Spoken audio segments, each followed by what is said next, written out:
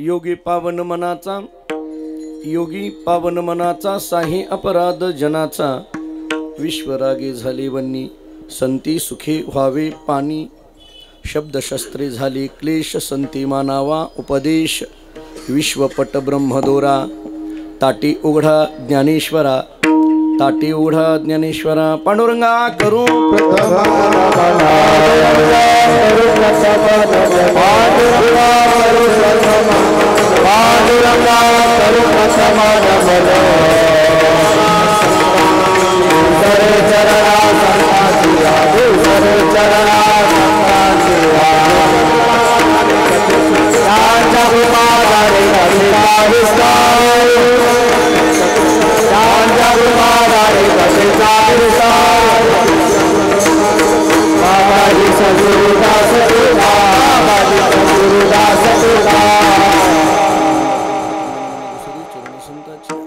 त्यांच्या गुरुपादाने कथेचा विस्तारो, बाबाजी सद्गुरुदास तुका मस्तक हे पायावरी, या वारकरी संताची जेने पंढरी सारिखाची अफला धामन गाव केला, वैकुंठाधिपती श्री विठ्ठल सखा सोयरा जोडीला, जो का भक्त विरक्त भूतळवटी विख्यात हा बोधला, त्या श्री संत सद्गुरु मानकोजी चरणी साष्टांग मी घातिला, विठाला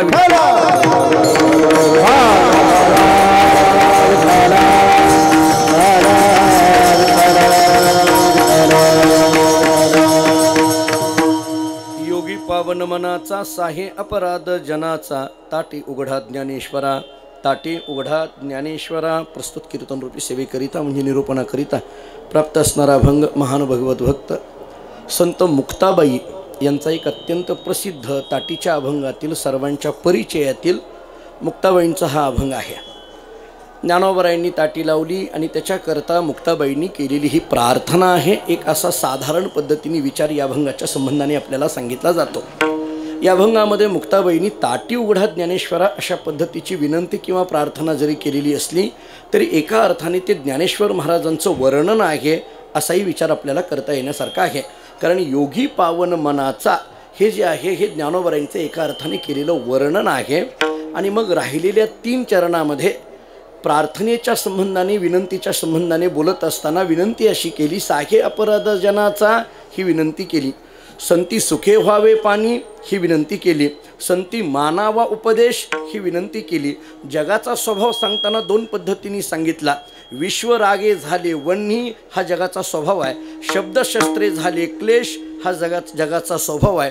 आणि मग जगाचा एकीकडे स्वभाव असा आहे, संतांनी मात्र या स्वभावाकरता अशा पद्धतीने आपला स्वभाव बनवला पाहिजे.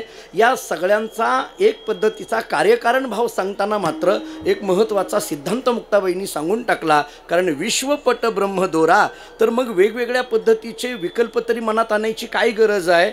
जग जरी अशा पद्धतीचं असलं आणि याच्याकरता आपला स्वभाव अशा पद्धतीचा बनवायचा आहे, का बनवायचा आहे, या सगळ्याचा एक पद्धतीचा सिद्धांत सांगताना मुक्ताबाईंनी सांगितला विश्वपट ब्रह्मदोरा अशा पद्धतीचा एक सिद्धांत सांगून ताटी उघडा ज्ञानेश्वरा. याचं कारण तुम्ही पावन मनाचे योगी आहात. विठ्ठल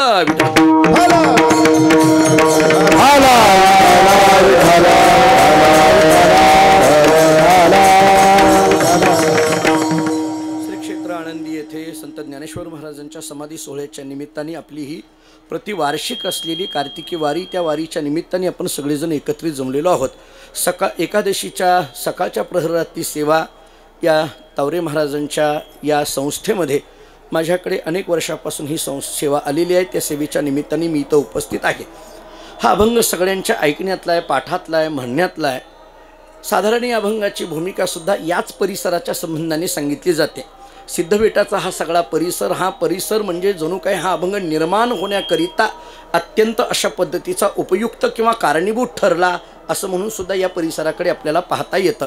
ज्ञानोबांचं चरित्र सांगणारी आपण सगळी मंडळी असल्यामुळे सर्व असणारा जे काही लौकिकाच्या दृष्टीने केलेलं चरित्र आहे त्या चरित्राचा विस्तार करण्यामध्ये मी वेळ घेत नाही. परंतु या अभंगामध्ये पाहत असताना मुक्ताबाईंनी ज्ञानोबांची केलेली जी प्रार्थना आहे त्याचा थोडासा विचार आपल्याला करायचा आहे. मुक्ताबाईंनी ज्ञानोबांना केलेली जी विनंती आहे त्या विनंतीचा विचार आपल्याला करायचा आहे.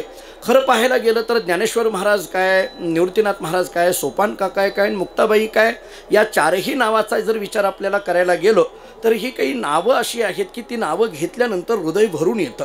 म्हणजे मुक्ताबाई म्हटलं की आपलं हृदय द्रवीभूत होऊन जातं. ज्ञानोबाराय म्हटलं की आपलं हृदय द्रवीभूत होऊन जातं.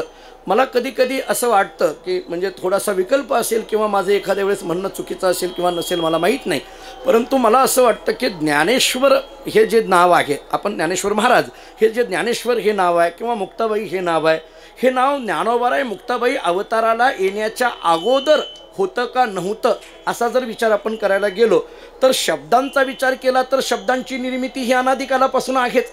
मला असं वाटतं की एखाद्या वेळेस हे नाव पूर्वी असेलच, नाही असं म्हणायचा विषय येत नाही.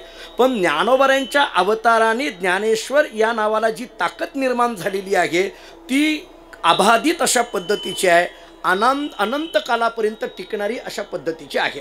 मुक्ताबाई हा जर शब्द आपण डोळ्यासमोर घेतला, शेवटी एका पद्धतीने विचार केलो तर हे शब्द जरी असले तरी त्या शब्दामध्ये जे चैतन्यत्व आलं ते यांच्या अवतारामुळे आलं. विठ्ठल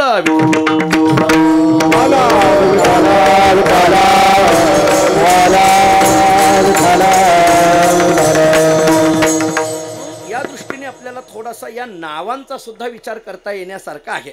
मुळात मुक्ताबाईचा स्वभाव आणि ज्ञानोबारायांचा स्वभाव या स्वभावाचा सुद्धा विचार केला तर हे खरं पाहायला गेलं चैतन्य तत्व असताना सुद्धा जनसामान्यामध्ये अशा पद्धतीची स्वभावाची व्यक्तिमत्व आपल्याला दिसून येतात आणि त्या स्वभावातून सुद्धा कशा पद्धतीने परमार्थ करता येतो हे जणू काही या सगळ्या स्वभाव चित्रणातून दिसून येतं असं म्हणायला हरकत नाही.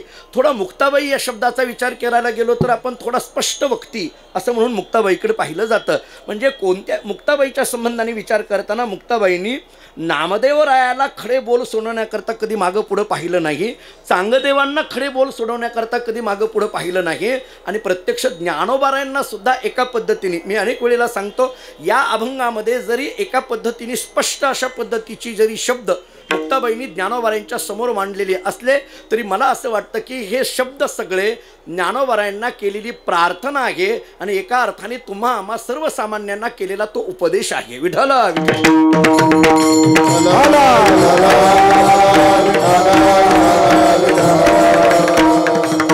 याच्यातही संतांच्या काही वाङ्मयाचा विचार आपल्याला वेगळ्या पद्धतीने करता येतो. म्हणजे एकच शब्द हा प्रार्थनेकडेही लावता येतो आणि तो शब्द उपदेशाकडेही लावता येतो. साहे अपराध जनाचा हे ज्ञानोबारायांकडे केलेली प्रार्थना आहे आणि तुम्हा आम्हा सर्वसामान्यांना केलेला उपदेश आहे. अशा पद्धतीने आपल्याला विचार करता येईल. साहे अपराध जनाचा ही पद्धतीची प्रार्थना आहे, पण तुम्हा आम्हाला जर विचार केला तर मुक्ताबाई याच्यातून सांगतात की साहे अपराध जनाचा सहन केलं पाहिजे अशा पद्धतीने जणू काही उपदेश केलाय असंही म्हणता येण्यासारखं आहे. मुळात उपदेश शब्दाची व्याख्या काय, त्याची लक्षणं काय, तत्वज्ञानाने वेगवेगळ्या पद्धतीचा त्याचा विचार आपल्याला अनेक पद्धतीने केलेला दिसून येतो. उपदेश शब्दाचा सरळ सरळ अर्थ असा सांगितलाय, हितकथनम उपदेश. हा उपदेशाची व्याख्याच अशी केली, हिताचं सांगणं याचं नाव उपदेश आहे. आता हित कशाला म्हणायचं याचा विचार वेदांतांनी असा केलाय, स्वस्वतादात्म्यपन्नम तदग्रहणम साहितम आणि स्वपरतादात्म्यपन्नम तदग्रहणम सा अनहितम. हित आणि अनहिताची व्याख्या अशा पद्धतीने तत्वज्ञानाने केलेली दिसून येते. स्वस्वतादात्म्यपन्नम तदग्रहणम साहितम, स्वपरतादात्म्यपन्नम तदग्रहणम सा अनहितम. म्हणजे स्वतःच्या ठिकाणी भगवंताचं आत्मस्वरूपाचं ग्रहण करणं याला हित म्हटलं जातं आणि स्वतःच्या ठिकाणी अनात्म संसाराचं ग्रहण करणं याला अनहित म्हटलं जातं. विठ्ठल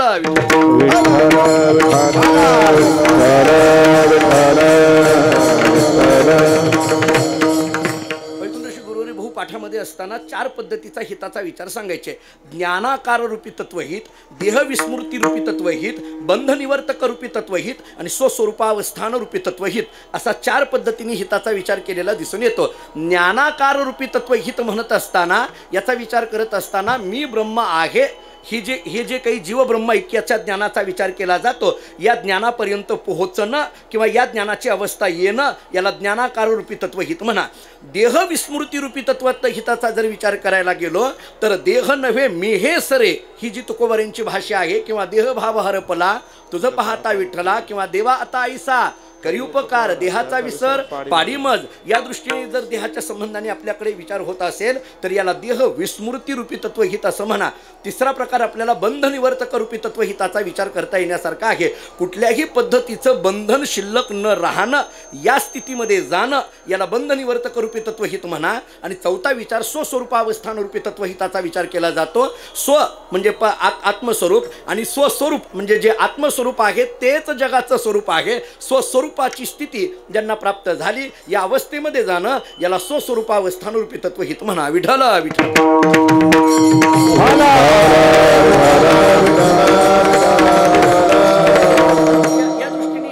पुष्कळ पद्धतीने करता येण्यासारखं आहे. मला त्याच्यातही आत्ता जास्त गुंतायचं नाहीये. पण मुक्ताबाईंनी ज्ञानोबारांना केलेली प्रार्थना याचा जर आपण विचार करायला गेलो तर मुळात ज्ञानेश्वर महाराज, मुक्ताबाई हे नावं विचारात घेत असताना या सगळ्यांकरता जो एकच शब्द येतोय तो म्हणजे संत. ज्ञानोबाराय संत आहेत. कारण याच्यातून आपल्याला अनेक पद्धतीने बोलताना मुक्ताबाईंनी केलेले जे विचार आहेत ना, संती सुखे व्हावे पाणी, इथला संत शब्द घ्या. संती मानावा उपदेश, इथला संत शब्द घ्या. जर संत हा शब्द दोन वेळेस या अभंगामध्ये आलेला दिसून येतो तर मुक्ताबाईंनी केलेली एक पद्धतीची एका संतांना प्रार्थना आहे असं आपल्याला विचार करता येण्यासारखा आहे. आता मुळात संत म्हणजे काय, संत शब्दाची व्याख्या काय, ते संत शब्दाची व्याख्या ज्ञानोबारायांकडे कशा पद्धतीने आहे आणि मग मुक्ताबाईंनी केलेली संत शब्दाची लक्षणं या अभंगातून कशी दिसून येतात याचाही विचार आपल्याला करता येण्यासारखा आहे. मुळात संतांचा जो अवतार आहे, मला एक साधा प्रश्न उपस्थित करून पुढे जायचा आहे, अगदी साधा. मला कधी कधी आश्चर्य वाटतं की ज्ञानोबारायांनी ताटी लावली आणि मुक्ताबाईंनी त्यांना ताटी उघडा असं सांगितलं. ताटी लावणं या शब्दाचा अर्थ आहे दरवाजा लावून बसणं. बरोबर आहे, सरळ सरळ. ताटी या शब्दाचा अर्थ आहे दरवाजा लावून बसलेला आहे, म्हणजे दरवाजा लावलेला आहे. दरवाजा लावून आतमध्ये जशा पद्धतीने बसतात, बऱ्याचदा लोक जेवायला सुद्धा ताटी लावून बसतात, आपल्या आत जसं बसतात. ही जी ताटी लावणं आहे, हा जो दरवाजा लावून आतमध्ये बसणं आहे, हा जो दरवाजा सांगितला जातो. ज्ञानोबाराय दरवाजा म्हणजे द्वार म्हणजेच कवाड ज्याला आपल्या अगदी ग्रामीण भाषेमध्ये म्हटलं जातं, ते लावून आतमध्ये बसले आणि त्यांना उघडा असं म्हणावं लागलं. खरं तर ज्ञानोबाराय दरवाजाच्या आतमध्ये बसले.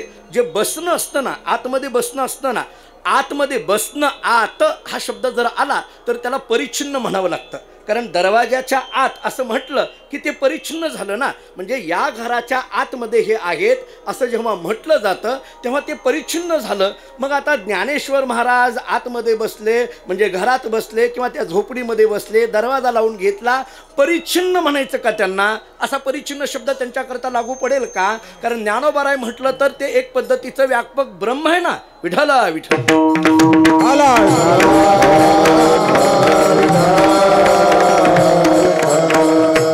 नामा म्हणे पूर्ण ब्रह्म ज्ञानेश्वर, घेतसे अवतार अलंकापुरी. नामदेवरायांची भाषा स्पष्ट आहे. नामा म्हणे पूर्ण ब्रह्म ज्ञानेश्वर असं जर म्हटलं असेल तर ते आतमध्ये बसले आणि त्यांना हाक मारून बाहेर काढलं. हे नेमकं लौकिकाचे अर्थ नेमकं लावायचे कसे, या संबंधाने कसा विचार करता येईल? बरं, आपण याचा एक साधारण दाखला असा देत असतो की कुणीतरी इथं आळंदीमध्ये ज्यावेळेस भिक्षा मागण्याकरता ज्ञानोबाराय निघाले म्हणे, त्यांची जी झोळी आहे ती कुणीतरी काढून घेतली, त्याच्यातलं पीठ रस्त्यावर टाकून दिलं, अगदी त्यांना ढकलून दिलं, नव्हे नव्हे त्यांना पीठही मागू दिलं नाही, त्यांना कोणीतरी मारलं. इतके सगळे शब्द या अभंगाच्या कथेच्या संबंधाने वापरले जातात.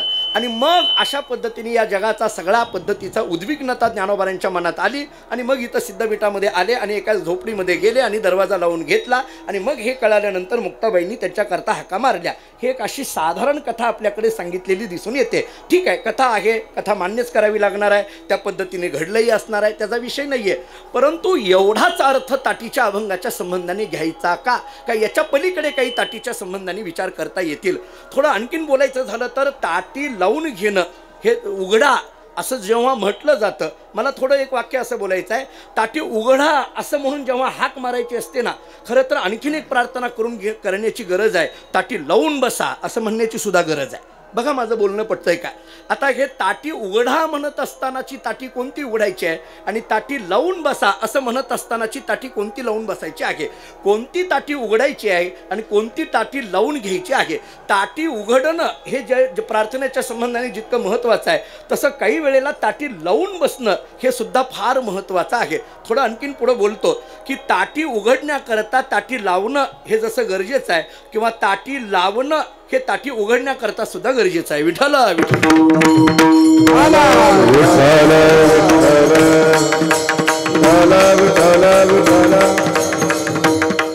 त्याचे अर्थ करताना ताटी लावून आतमध्ये बसणं याचा थोडा वेगळा अर्थ करता येईल, एकांतामध्ये बसणं. बरोबर आहे. आता हे ताटी लावणं म्हणजे एकांत आहे असा जर विचार केला तर अशा एकांताची गरज आहे, अशा एकांताची खऱ्या अर्थाने गरज आहे. मी तर थोडं पुढं बोलतो की आपण प्रबोधनकारांनी सुद्धा कधी ना कधीतरी ताटी लावून बसलं पाहिजे. आपण बसेनात म्हणून कोरोनाने 2 वर्ष बसवलं आपल्याला. आपण बसेनात ना ताटी लावून, तो ताटी लावून बसणं. आता त्याला पुढं जरा बोलतो. वारी म्हणजे काय हो? ही ताटी लावून बसणं आहे ना. एका अर्थाने विचार केला तर आपली स्वसाधना करण्याच्या दृष्टीने जे काही केलं जातं त्या दृष्टीने सुद्धा ताटी लावणं किंवा एकांतात जाणं हे महत्त्वाचं ठरतं. आपल्याला या संबंधाने अनेक पद्धतीच्या प्रमाणांचा विचार करता येण्यासारखा आहे. तुका म्हणे आम्हा एकांताचा वास ब्रह्मे ब्रह्मरस से सदा सदा ब्रह्मे ब्रह्मरस से सदा ब्रह्मे ब्रह्मरस से सदा ब्रह्मे ब्रह्मरस तुका म्हणे आम्हा एकांताचा वास ब्रह्मे ब्रह्मरस से सदा ब्रह्मे ब्रह्मरस तुका म्हणे आम्हा एकांताचा वास ब्रह्मे ब्रह्मरस देव सदा ब्रह्मे ब्रह्मरस.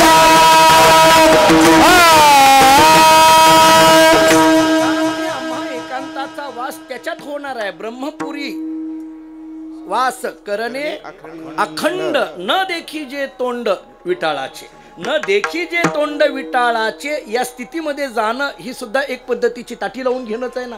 न देखी जे तोंड विटाळाचे या स्थितीमध्ये जाणं. आता तो विटाळ कोणता, कोणते विटाळ मानायचे हा सगळा स्वतंत्र विचार आहे. मला त्याच्यात आत्ता जास्त गुंतायचं नाही. सगळ्या विटाळांचा जर विचार आपण करायला गेलो, नाही त्या विटाळ अखंड 16 उपाधी वेगळा जाणीवेच्या हे बोलत असताना जसा आपल्याकडे स्पर्शाचा विटाळ सांगितला जातो तसा जन्म मरणाचा सुद्धा विटाळ सांगितला जातो. आणि या दोनही विटाळापेक्षा अगदी महत्त्वाचा विटाळ सांगितला जाणीव नेणिवेचा विटाळ सांगितला. या दोन्ही विटाळापेक्षा या दोन्हीही विटाळाचं तोंड न देखी जे अशा स्थितीमध्ये जाणं हे सुद्धा एका पद्धतीने ताटी लावून घेणं आहे असं म्हणायला हरकत नाही. कारण जाणीव नेणिवेच्या पलीकडे पोहोचणं, नेणिवेच्या तर पलीकडे पोहोचावं पण जाणीवेच्याही पलीकडे पोहोचावं. ज्ञानोबाराय जे आम्हाला सांगतात जाणीव नेणीव भगवंती नाही. हे जे ज्ञानोबारायांचं हरिपाठातलं बोलणं आहे. नेणीव तर नाहीच नाही पण जाणीव सुद्धा शिल्लक राहू नये. अज्ञान तर जावं पण ज्ञानही राहू नये, ज्ञान सुद्धा निघून जावं. आपल्याला अमृतानुभवाचा विचार केला तर ज्ञान खंडन नावाचं प्रकरण जर ज्ञानोबाराय अमृतानुभवामध्ये लिहित असतील, मी अनेक वेळेला अमृतानुभवातली ओवी सांगत आलेलो आहे. किंबहुना शब्दो स्मरणदानी प्रसिद्धू परिययाही संबंधू नाही येथे. हे जर ज्ञानोबारायांची आपल्याला शब्दाच्या संबंधाने भाषा दिसून येते. परिययाही संबंधू नाही येथे. येथे हा शब्द जो वापरला जातो तो परमतत्वाच्या संबंधाने आहे. त्या ठिकाणी नेणीव तर नाहीच नाही पण जाणीव सुद्धा तिथं राहत नाही. या नेणीव आणि जाणीवेच्या पलीकडे, या विटाळाच्या पलीकडे पोहोचणं, याच्या करता पोहोचण्याकरता जे लावून घेतलं जातं ती एकांताची स्थिती आहे आणि ती सुद्धा एका अर्थाने ताटी लावून घेणं आहे असं म्हणायला हरकत नाही. हा झाला थोडा साधकाच्या दृष्टीने विचार केलेला. म्हणून मी म्हटलं की लौकिकातली ताटी लावून घेणं आणि हे अलौकिकातली ताटी लावून घेणं याच्यामध्ये फरक आहे. कुणीतरी बोललं म्हणून दरवाजा लावून बसणं ही लौकिकाची ताटी आहे आणि आपल्याला काहीतरी प्राप्त करायचं आहे म्हणून दरवाजा लावून बसणं ही अलौकिकातली ताटी आहे. विठ्ठल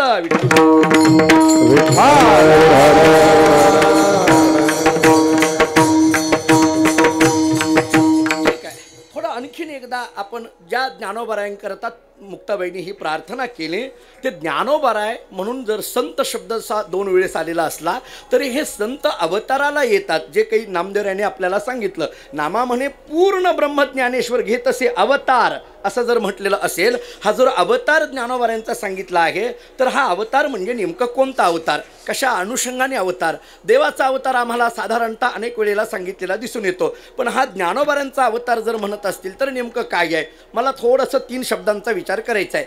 जग देव आणि संत या तीन शब्दाचा थोडा वेदांताच्या कसोटीवर कसा विचार करता येईल पहा. जग म्हणायचं कशाला, देव म्हणायचं कशाला आणि संत म्हणायचं कशाला. थोडा तत्त्वज्ञानाच्या कसोटीवर विचार आपल्याला असा करता येईल की जे सत्ता मात्र असलेलं, सत्ता स्वरूप असलेलं जे ज्ञान आहे, मी सत्ता स्वरूप असलेलं जे काही ब्रह्मज्ञान म्हणा किंवा पूर्ण ब्रह्म आहे ते जे ज्ञान आहे त्या ज्ञानावर म्हणजे पूर्ण ब्रह्मज्ञानावर पोसणाऱ्या ज्या अनंत कल्पना आहेत. ऐका माझं बोलणं. पूर्ण असलेलं जे ब्रह्म, त्या पूर्ण असलेलं जे ब्रह्म नाम ज्ञान त्याच्यावर पोसणाऱ्या ज्या अनंत कल्पना आहेत त्या अनंत कल्पना जेव्हा व्यक्त रूपाने प्रगट होतात त्याला जग म्हणा. पहा मी परत खुलासे करेन. मला सांगायचे तीनच मुद्दे: जग, देव आणि संत. हे जग, देव आणि संत. खरं तर मला संत शब्दाकडे जायचं आहे, पण ते कळण्याकरता म्हणून थोडा देव शब्दाचा विचार करतो, ते कळण्याकरता थोडा जग शब्दाचा विचार करतो. कारण याच्यामध्ये मला संती मानावा उपदेश म्हणत असताना किंवा इथं संती सुखे व्हावे पाणी म्हणत असताना हे ज्ञानोबारायांकडे संत शब्द जो अनुषंगाने आला तो कोणत्या अनुषंगाने आला याचा थोडासा विचार करायचा आहे. जग काय आहे, देव काय आहे आणि संत काय. मी जग या शब्दाचा विचार करत असताना असं सांगत होतो की मूळ असलेलं जे ब्रह्मज्ञान, पूर्ण असलेलं जे ब्रह्म म्हणजे सत्ता स्वरूप असलेलं जे ज्ञान, त्या ज्ञानावर पोसणाऱ्या ज्या अनंत कल्पना. मी कल्पना हा शब्द मुद्दाम वापरतो आहे कारण मला जग सांगायचं आहे आणि जग या शब्दाचा विचार करायचा असेल तर कल्पना अशा संबंधाने करावा लागेल. मूळ असलेलं जे ब्रह्म, पूर्ण ब्रह्म असलेलं जे ज्ञान, त्या ज्ञानावर पोसणाऱ्या ज्या अनंत कल्पना आहेत त्या अनंत कल्पना जेव्हा व्यक्त रूपाने प्रगट होतात त्याला जग म्हणा. जेव्हा व्यक्त रूपाने प्रगट होतात त्याला जग म्हणा. आता थोडं पुढलं बोलतो, आणखीन थोडं पुढलं बोलतो. अनंत असलेल्या ज्या कल्पना आहेत, ऐका, अनंत असणाऱ्या ज्या कल्पना, या कल्पना ज्या अधिष्ठानावर पोचल्या जातात, या अनंत असलेल्या कल्पना ज्या अधिष्ठानावर पोचल्या जातात ते अधिष्ठान म्हणजे सत्ता स्वरूप असलेलं जे ज्ञान आहे ते ज्ञानच सगुण रूपाने जेव्हा प्रगट होतं त्याला देव म्हणा. पहा पटतंय का? जग आणि देव. आणखीन एकदा सांगतो. संपूर्ण असलेल्या अनंत असलेल्या ज्या काही कल्पना आहेत, सत्ता स्वरूप असलेल्या ज्ञानावर पोचल्या गेलेल्या अनंत असलेल्या ज्या कल्पना, त्या कल्पना जेव्हा व्यक्त रूपाने प्रगट होतात त्याला जग म्हणा. आता या संपूर्ण अनंत असलेल्या पोचणाऱ्या ज्या कल्पना आहेत त्या कल्पना ज्या अधिष्ठानावर पोचल्या जातात ते अधिष्ठान असलेलं जे पूर्ण ब्रह्म सत्ता स्वरूप असलेलं ज्ञान, हे ज्ञानच जेव्हा सगुण रूपाने प्रगट होतं त्याला देव म्हणा. आता तिसरं सांगतो. सत्ता स्वरूप असलेलं ज्ञान, सत्ता स्वरूप असलेलं ज्ञान आणि याच्यावर पोचल्या गेलेल्या या अनंत असलेल्या कल्पना, या दोन्हीच्या मध्ये असलेला जो आनंद आहे, सत्ता स्वरूप असलेलं ज्ञान आणि याच्यावर पोचल्या गेलेल्या ज्या अनंत कल्पना, या दोन्हीच्या मध्ये असलेला जे आनंद आहे ते आनंद जेव्हा परिपूर्ण रूपाने प्रगट होतो त्याला संत म्हणा. विठ्ठल विठ्ठल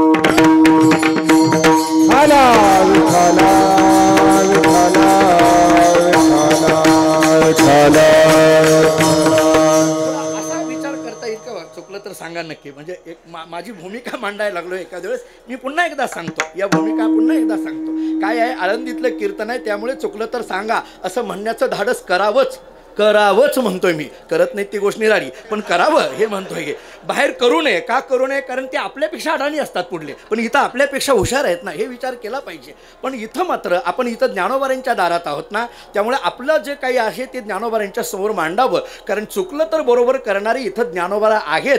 जरी आपल्याला कोणत्या ना कोणत्या तरी रूपाने सांगतील, कुठल्याही रूपाने ज्ञानोबारा येऊन सांगतील ना, काय सांगता येत नाही महाराज. कोणी एखादा इथला श्रोता येऊन आम्हाला म्हणू शकेल की महाराज असं तुम्ही बोलला, त्याच्यामध्ये मला असं म्हणावं असं वाटतं. एखाद्या वेळेस ज्ञानोबारांनी त्याचा स्वीकार घेऊन आपल्याला बोलायचं ठरवलं असेल तर काय सांगता येत आहे. त्यामुळे इथं ज्ञानोबाराय आम्हाला सांगणारे आहेत. या दृष्टीने मी पुन्हा ती तीन शब्द मांडतो. मला संत शब्दाकडे जरी यायचं असलं तरी जग, देव आणि संत याचा विचार करत असताना सत्ता स्वरूप असलेलं जे ज्ञान, मी पुन्हा सिद्धांताची भाषा वापरतो. सत्ता स्वरूप असलेलं ज्ञान, याच्यात काही म्हणणंच नाही. ज्ञान सत्ता स्वरूप असलेलं हेच आहे ना. बरं, याच्यावर पोचल्या गेलेल्या अनंत कल्पना. मी जग हा शब्द सांगताना कल्पना हा शब्द का देतो? शेवटी जग ही एक पद्धतीची कल्पनाच आहे ना. जर विचार करायला गेलो, पुन्हा आपल्या विवर्तवादाच्या दृष्टीने जर विचार करायला गेलो, रज्जूवर भासलेला सर्प, भासलेला म्हटलं की कल्पना झाली ना. म्हणजे मुळात त्याच्यावर भासलेला म्हणत असताना जी कल्पना. बरं जाऊ द्या, आणखीन थोडं पुढं बोलतो. शुक्ती आणि रजताचा विचार करा. आनंदाचाच विचार जर करायचा असेल तर भयाचा विचार करायचा असेल तर रज्जू सर्पाचा दृष्टांत घ्या, आनंदाचा विचार करायचा असेल तर शुक्ती रजताचा दृष्टांत हा एकांगी असतो, हे तितकंच खरं सांगतो. म्हणजे रज्जू शुक्ती रजताचा दृष्टांत देऊन मी संत कसे आहेत हे सांगतोय अशातला भाग नाही, पण शुक्ती रजताचा दृष्टांत देत असताना शुक्ती आहे, बरोबर आहे, ते अधिष्ठान आहे आणि त्याच्यावर कल्पना कशाची झालेली आहे, रजताची झालेली आहे. म्हणजे रजताची कल्पना झाली म्हणजे कल्पना झाली, ती कल्पना होण्याकरिता अधिष्ठानाची गरज आहे. कल्पना, त्या कल्पनेला अधिष्ठान पाहिजे ना, कारण कल्पनेचं अस्तित्व अधिष्ठानाशिवाय सिद्धच होऊ शकत नाही.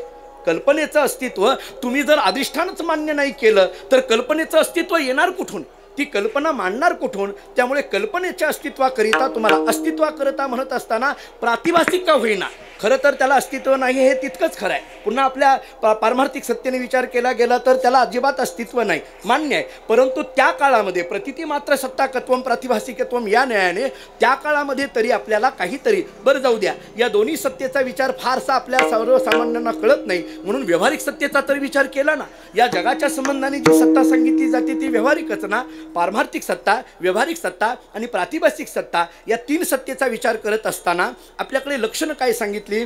ज्या सत्तेचा व्यावहारिक सत्तेने नाश होतो त्याला प्रातिभासिक सत्ता म्हणा, ज्या सत्तेचा पारमार्थिक सत्तेने नाश होतो त्याला व्यावहारिक सत्ता म्हणा, आणि ज्या सत्तेचा कशानेच नाश होत नाही त्याला पारमार्थिक सत्ता म्हणा. अशा पद्धतीने सत्तेचं लक्षण आपल्याला दिलं.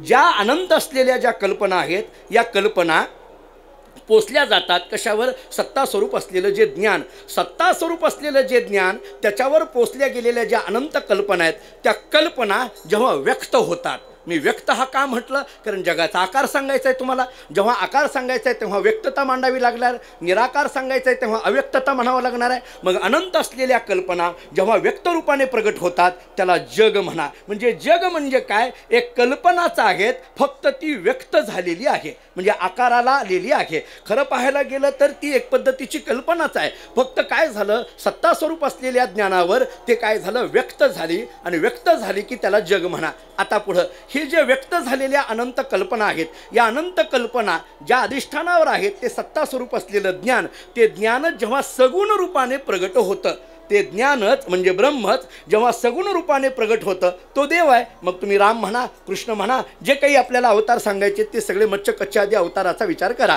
आता माझा मुद्दा तिसरा महत्त्वाचा आहे. या कल्पना आणि हे सत्ता स्वरूप असलेलं ज्ञान, या दोन्हीच्या मध्ये असलेला जो आनंद आहे, हा आनंद जेव्हा व्यक्त रूपाने प्रगट होतो असा, म्हणून तिथं दुःख तो नाही काहीचे स्वप्नाशी. संत म्हणायचं आणि तिथं दुःख हे कधी शक्य होणार नाही, कारण ते अवतारच आहे हा आनंदाचा ना. तिथं जो अवतार सांगितला जातो तो आनंदाचा, दुःखाचा किंवा सर्वसामान्य व्यावहारिक सुखाचा जो विचार केला जातो तो व्यावहारिक सत्तेने केला जातो किंवा लौकिकाच्या दृष्टीने केला जातो. आपण जरा आणखीन पुढे बोलतो. ज्ञानोबारांची झोळी फाडली, त्यांचं पीठ रस्त्यावर टाकलं, ही दुःखाची गोष्ट. ज्ञानोबारांकरता चांगदेव महाराज भेटायला येतात किंवा त्यांना दर्शन घेतात, आनंद शरण जातात, ही सुखाची गोष्ट. पण मला असं म्हणायचं आहे, ही ज्ञानोबारांची सुखाची गोष्ट, ही ज्ञानोबारांची दुःखाची गोष्ट, ही आम्हाला चरित्र सांगण्याच्या दृष्टीने. एरवी ज्ञानोबारांचा विचार केला तर चांगदेव पाया पडायला आले काय आणि झोळी फाडली काय, या सुखदुःखाचा विचार ज्यांच्याजवळ अजिबात नाही ते ज्ञानोबार आहेत का, कारण सुखदुःखाचा विचार जिथं अजिबात राहत नाही त्यालाच आनंद म्हटलं जातं. विठ्ठल विठ्ठल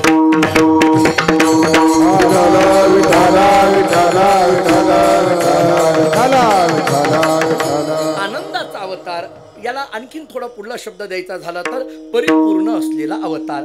संतांचा अवतार हा परिपूर्ण आहे. मी हा परिपूर्ण शब्द जाणीवपूर्वक वापरतो. वैकुंठवासी जगन्नाथांना पवार एक वाक्य सांगायचे. माझ्या माहितीप्रमाणे आपण प्रत्यक्ष अनेकांनी त्यांची कीर्तनं श्रवण केलेली आहेत. अण्णांचं नाव घेतल्याशिवाय, मी तर असं थोडं गुरुजी पुढे बोलेल की वारकरी संप्रदायाचा इतिहास अण्णांचं नाव घेतल्याशिवाय पूर्ण होणार नाही महाराज. कारण अण्णांचं कार्य, अण्णांची कीर्तनं, अण्णांचा लौकिक, अण्णांनी केलेला अभ्यास, अण्णांची एखादा विषय समाजाला पटवून देण्याची ताकद ही काही वेगळी होती महाराज. म्हणजे सर्वसामान्यातल्या सामान्यापासून अतिविद्वानांपर्यंत सुद्धा अत्यंत व्यवस्थित पद्धतीने सिद्धांताची बैठक मनामध्ये श्रोत्यांच्या भरून टाकण्याची पद्धत अण्णांची आपल्याला दिसून येते. मी अनेक वेळेला गमतीने म्हणतो, जरी प्रत्यक्ष आम्हाला अण्णांची फार कीर्तन ऐकायला मिळाली नसली तरी अलीकडल्या काळामध्ये जे यूट्यूबला त्यांचं थोडंफार ऐकतो म्हणण्यापेक्षा यूट्यूबला जे थोडंफार ऐकण्यासारखं आहे अलीकडल्या काळामध्ये, तर ते जे आहेत ना त्याच्यात अण्णांचं आवर्जून तुम्ही सर्च करा, त्याच्यामध्ये अण्णांची कीर्तनं. मग अण्णांच्या कीर्तनातलं एक वाक्य मला सांगायचं आहे. अण्णांचं पुस्तक कीर्तनातलं एक वाक्य असं आहे, त्यांनी परिपूर्ण या शब्दाचा अर्थ अशोक महाराज फार गोड सांगितला. ते असं म्हणायचे, अपूर्ण वेगळं, पूर्ण वेगळं आणि परिपूर्ण वेगळं. आता अपूर्ण कशाला म्हणायचं, पूर्ण कशाला म्हणायचं आणि परिपूर्ण कशाला म्हणायचं? साधे साधे अर्थ जर करायचे आपण गेलो तर ज्याच्याकडे ज्ञान नाही, ज्याच्याकडे ज्ञान नाही तो अपूर्ण, ज्याच्याकडे ज्ञान आहे तो पूर्ण, आणि ज्याच्याकडे ज्ञान देण्याचं सामर्थ्य आहे तो परिपूर्ण. या दृष्टीने जर विचार केला तर जीव हा अपूर्ण आहे, ब्रह्मज्ञानी हा पूर्ण आहे, पण संत हे परिपूर्ण आहेत. या दृष्टीने विचार करता येण्यासारखा आहे. कारण आपल्याकडं असलेलं ज्ञान जगाला देण्याचं सामर्थ्य जर कोणाकडे असेल तर ते केवळ संतांकडे आहे.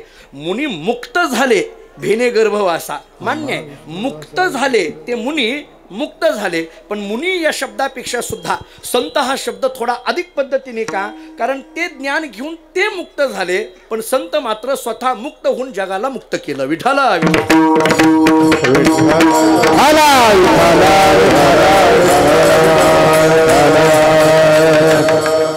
हरसाने बोलतो, मुनींपेक्षा सुद्धा संत श्रेष्ठ. आणि थोडं पुढलं एक वाक्य बोलू, माफी मागून बोलतो, पण गुरु या शब्दापेक्षा सुद्धा संत श्रेष्ठ.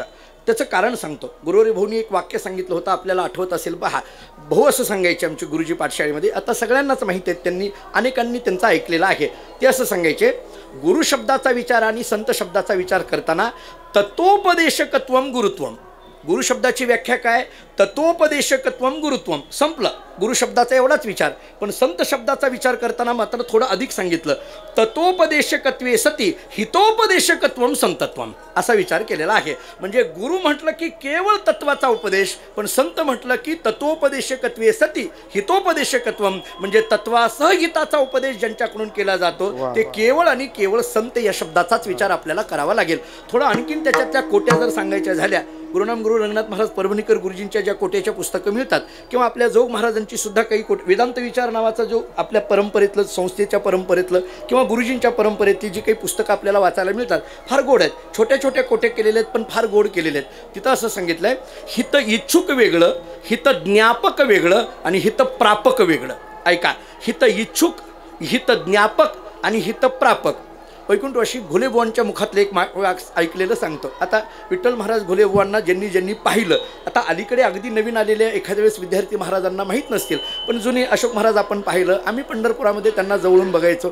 घोलेबुवा फार गोड बोलायचे. ते असं म्हणायचे की हिताचं ज्ञान, आपल्याला हिताचं ज्ञान असणं आणि हिताविषयीचा कळवळ असणं, असे दोन मुद्दे मांडायचे. ते असं म्हणायचे, आईवडिलांना हिताचा कळवळ आहे, आईवडिलाला हिताचा कळवळ आहे, पण हिताचं ज्ञान नाही, आणि वेदाला हिताचं ज्ञान आहे पण हिताचा कळवळा नाही. आता त्याला प्रमाणही सगळ्यांना माहीत असलेली आहे. आईवडिलांना हिताचा कळवळा आहे, आईवडिलांना हिताचा कळवळा येतो, हिताचा कळवळा मान्य आहे, पण त्याचं ज्ञान नाही, कारण हित नाही ठावे जननी जनका, ज्ञान नाही.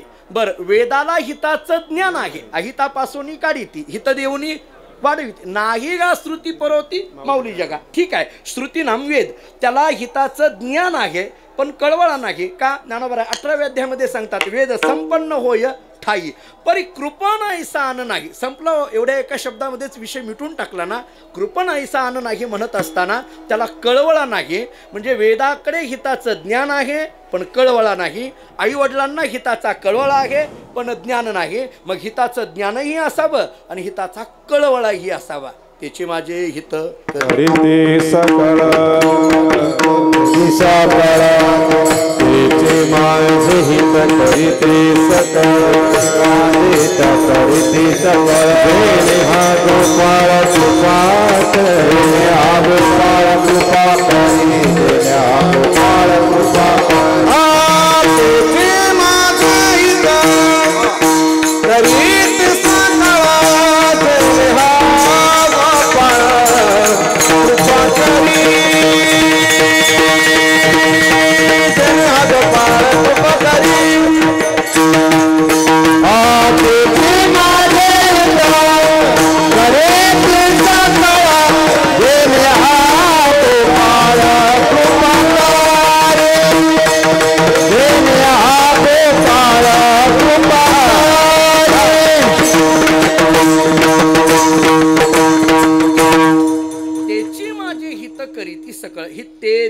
हा जो शब्द आहे ना तो केवळ आणि केवळ संतांकडे आहे.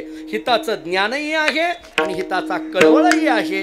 असं जर जगामध्ये कोण असतील तर ते केवळ आणि केवळ संत आहेत. पुरोरी भाऊ एक पाठामध्ये असताना परिष्कार सांगायचे. ते असं सांगायचे, कृपालुत्वावच्छिन्न कृपालु निष्ठ अधेयता निरूपित अधिकरणता सत हित ज्ञापकत्वे सती हित प्रापकत्वात संतत्वम.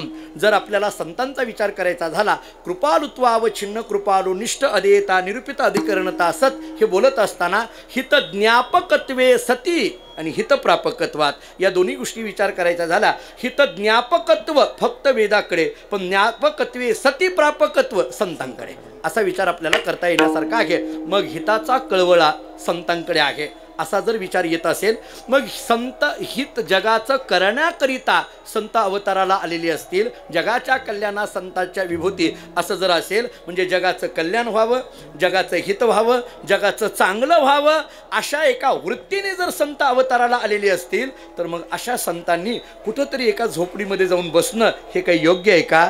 कारण ज्याला जगाचा कळवळा आहे त्यांना असं एका ठिकाणी बसून जमत नाही. उलट ज्ञानोबारायांना मुक्ताबाई त्यांचीच भाषा ऐकवते. मुक्ताबाई म्हणतात, ज्ञानोबाराय तुम्हीच सांगताना वर्षत सकळ मंगळी ईश्वर निष्ठांची मांदियाळी, ही जर भाषा तुमची असेल, अनवरत भूमंडळी भेटतू भूता असं जर तुम्ही म्हणत असाल, अनवरत भूमंडळी कोण?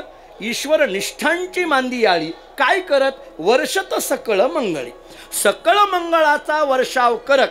ईश्वरनिष्ठ या शब्दाचा अर्थ संत, ईश्वरनिष्ठ संत. बरं, मांदियाळी म्हटलं हेही फार महत्वाचं आहे. बरं, संतांची मांदियाळी म्हटलं, एकाच संतांनी फिरत राहावं असं नाही. हा, म्हणून आपण आता वारी झाली की थांबायचं नाही. संतांची मांदियाळी फिरत राहिलं पाहिजे ना, एकट्यानेच असं नाही, सगळ्यांनी फिरत राहिलं पाहिजे, सगळ्यांनी करत राहिलं पाहिजे. ईश्वरनिष्ठांची मांदियाळी काय करा? अनवरत भूमंडळी, हे फार गोड आहे. आणखीन अनवरत भूमंडळी, भूमंडळी अनवरत. भूमंडळी म्हणजे या ठिकाणी जी जी भूलोकातली मंडळी आहेत त्यांना काय करा? भेटतो. कसं? अनवरत. नाही एकदा भेटलो की एकदा नाही, पुन्हा पुन्हा पुन्हा पुन्हा त्याच सप्त्यामध्ये सातत्याने कीर्तन चिटकूनच यायचं, येताना येतोय म्हणून पुढे हे घेतलं पाहिजे. तसं नाही, अनवरत आहे ना, हे ज्ञानोबारांनी सांगितलं, हे का आपल्या पदार्थ नाही. ज्ञानोबारांनी सांगितले पुन्हा पुन्हा या म्हणून सांगितलेलं आहे. असं म्हणून फक्त 5 वर्षाला यायला आपण काय ते आहेत का? पुन्हा पुन्हा या असं आहे. आपण पुन्हा पुन्हा आपल्याला पुन्हा पुन्हा त्या सगळ्यांच्या जवळ जायचं आहे, सगळ्यांना भेटायचं आहे. मग मुक्ताबाईंनी सांगितलं ज्ञानोबारांना, तुमचे शब्द आहेत ना की सातत्याने भेटलं पाहिजे, आणि तुम्ही असं आतमध्ये जाऊन बसला, या जाण्यात बसण्यात काही अर्थ आहे का? कुणीतरी तिथं जवळ असलेल्या सोपान काकांनी किंवा निवृत्तीनाथांनी सांगितलं असेल, नाही काय झालं मुक्ता तुला माहीत नाही म्हटलंय. बाहेर गेल्यानंतर त्यांची झोळी फाडली, त्यांनी मारलं, अपशब्द बोलले, कुणी कुणी त्यांना तर पाहिल्यानंतर अपशकून घडतो असे शब्द वापरले. असं सगळं झाल्यामुळे ते आत बसलेले आहेत. मग मात्र मुक्ताबाईंनी सांगितलं, मान्य ठीक आहे, आपण भेटत असताना अनेक पद्धतीची वेगवेगळ्या विचित्र स्वभावाची लोक आपल्याला भेटणार आहेत, नाही असं नाही. आपण जेव्हा समाजामध्ये जातो तेव्हा सगळेच आपल्या स्वभावाचे भेटतात अशातला भाग नाहीत. उलट आपण आपल्या स्वभावाचं करण्याकरिता म्हणून विरुद्ध असलेल्या स्वभावाच्या व्यक्ती पुढे गेलं पाहिजे, आपण तिथपर्यंत गेलं पाहिजे आणि त्याला त्या पद्धतीने आपल्या स्वभावाचं बनवण्याकरता गेलं पाहिजे. मग हे करत असताना बऱ्याच वेळेला काही बोलले जाईल, कोणी काही म्हटलं जाईल, काही वेगवेगळ्या पद्धतीची आपल्यावर अपवाद येण्याची शक्यता आहे. त्यावेळेस मात्र काय केलं पाहिजे? सहन करता आलं पाहिजे. बरं, त्याच्याही पुढे मुक्ताबाई म्हणते, अहो सर्वसामान्यांनी तर सहन केलंच पाहिजे, पण तुम्ही तर केलंच पाहिजे, कारण तुम्ही कोण आहात? अभंगाचं पहिलं चरण.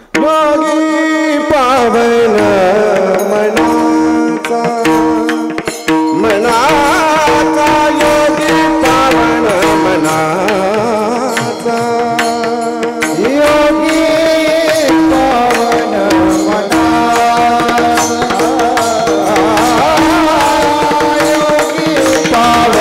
मनाचा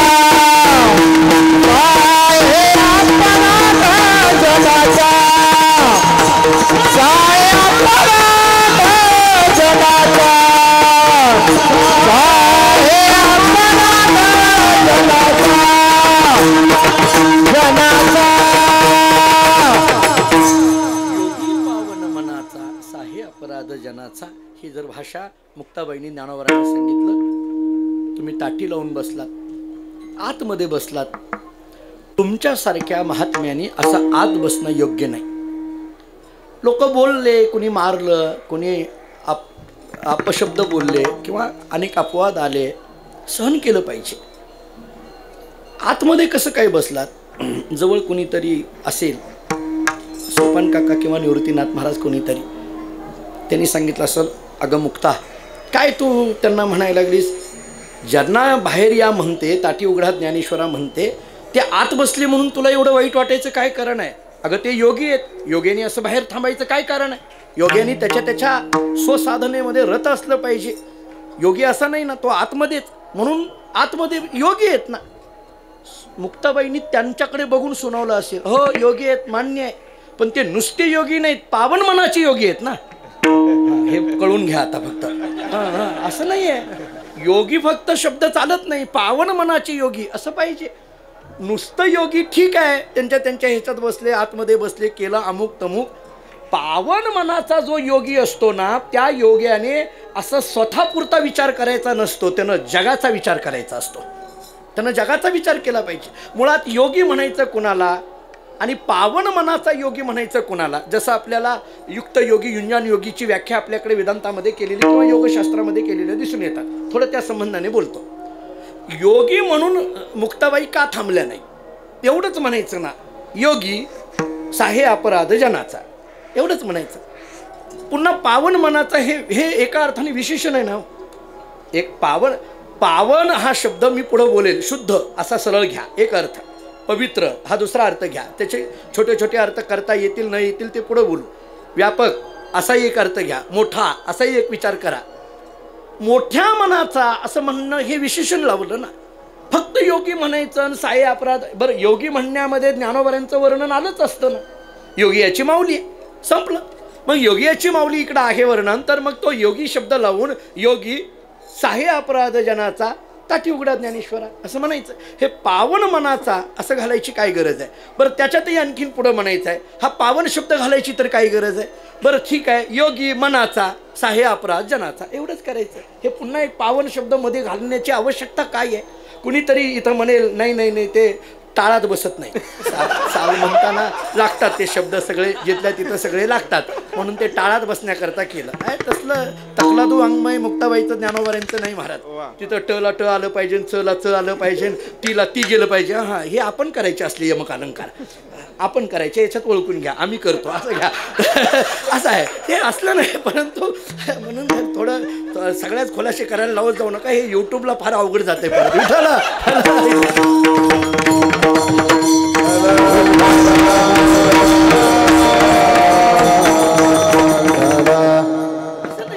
म्हणून उगी टाळात बसलं नाही ना, अमुक नाही, तसं नाही. मी तर गमतीने गुरुजी असं म्हणत असतो, त्याला काय असतंय, अलीकडल्या काळात काहीही टाळात बसायला लागलं, याला काय अर्थ घ्यायला लागलं? कशातही चाललंय ना काही. मी रात्रीच कीर्तनात बोललो होते, टाळ म्हणजे काय, मृदंग म्हणजे काय, किती गोड व्याख्या केलेल्या आहेत. आमच्याकडे फडावर एक वारकरी होते, कीर्तनकार, निष्ठावंत वारकरी होते. मी रात्री बोललो, फक्त त्यांनी अशी इतकी गमतीची गोड व्याख्या केली. ते म्हणजे टाळ म्हणजे काय, अहंकाराचा विटाळ घालवायचा म्हणजे टाळ वाजवणं आहे म्हटले. टाळ म्हणजे सामान्य नाही, टाळ असा कुठेही टाकून जमत नाही. पहा तुम्ही, आपल्याकडे वारकरी निष्ठा कशा सांगितल्या जातात. आपण काय करतो, टाळ असा खाली टाकतो, नाही चालत. टाळाला गादीच असली पाहिजे. आपण जर बघितलं आपल्या परंपरांमध्ये तर टाळाला गादी असते. अलीकडल्या काळात काही काही ठिकाणी ते असे एक वेळू बांधतात आणि त्याच्यावर असे टाळ अडकवतात. कुठून कसं निघाले कोणास ठाऊक, कशा करता काय. मी एकाला विचारला होते, तसं काय नाही, ते काला होईपर्यंत बांधायचं नाही, तुझंच बांधून टाकायला पाहिजे. असं कुठं असतं का? नाही महाराज, काही काही विनाकारण काय होत आहे, म्हणजे मी याच्यात कुणाला टीका टिप्पणी करत नाही, परंतु ज्या नियम आहेत, आपण एखादी गोष्ट केली, काय आहे आपल्याकडे बघणारा आणि थोडा इंग्रजीतला शब्द वापरतो, आपल्याला फॉलो करणारा वर्ग नवीन पिढीमध्ये फार आहे. तर मग आपण इतक्या व्यवस्थित पद्धतीने चांगलं समाजापुढे दिलं पाहिजे की ज्याच्यामध्ये त्या माध्यमातून चांगल्या पद्धतीचं बीजारोपण समाजामध्ये होईल. आपण या गादीवर उभा राहून सुद्धा जे योग्य विचार आहेत तेच मांडले पाहिजेत, जी मूल विचारधारा आहे तीच मांडली पाहिजे. आपण एखादा चुकीचा विचार जर आपल्या मुखातून जात असेल आणि तो विचार जर पुढची पिढी फॉलो करत असेल तर कुठंतरी आपण आपल्या संप्रदायाचं अधःपतन आपणच करतोय याची जाणीव कमीत कमी आपल्याला तरी असली पाहिजे. हे कळालं पाहिजे महाराज. असं नाही चालत मला वाटतं. म्हणून टाळ घेताना, टाळ हे एक विठ्ठल टाळ म्हटलं ना आपल्याकडे, विठ्ठल दिंडी म्हटलं त्याच्याकरता आता मृदंग आहे, ते इतके गोड बोलायचे माऊली. तर ते मृदंग शब्दाचा अर्थ करताना आता ते लाकूड आहे, बरोबर आहे, म्हणजे निर्जीव आहे. तर ते असं म्हणताना असं म्हणायचे, मृत असून सुद्धा भगवंताच्या भजनात दंग आहे म्हणून तो मृदंग आहे असं म्हणायचं. मृत असून लाकूड आहे, निर्जीव आहे ना, पण ते दंग आहे म्हणजे निर्जीव दंग होत आहे एवढंच सांगायचं आहे. कैमुती कन्या याने बोलून घ्या. लावणी मृदंग,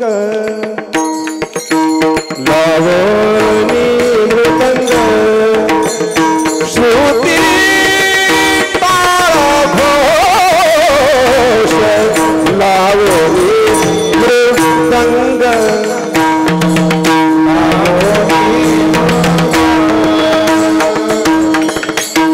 लावणी मृदंग,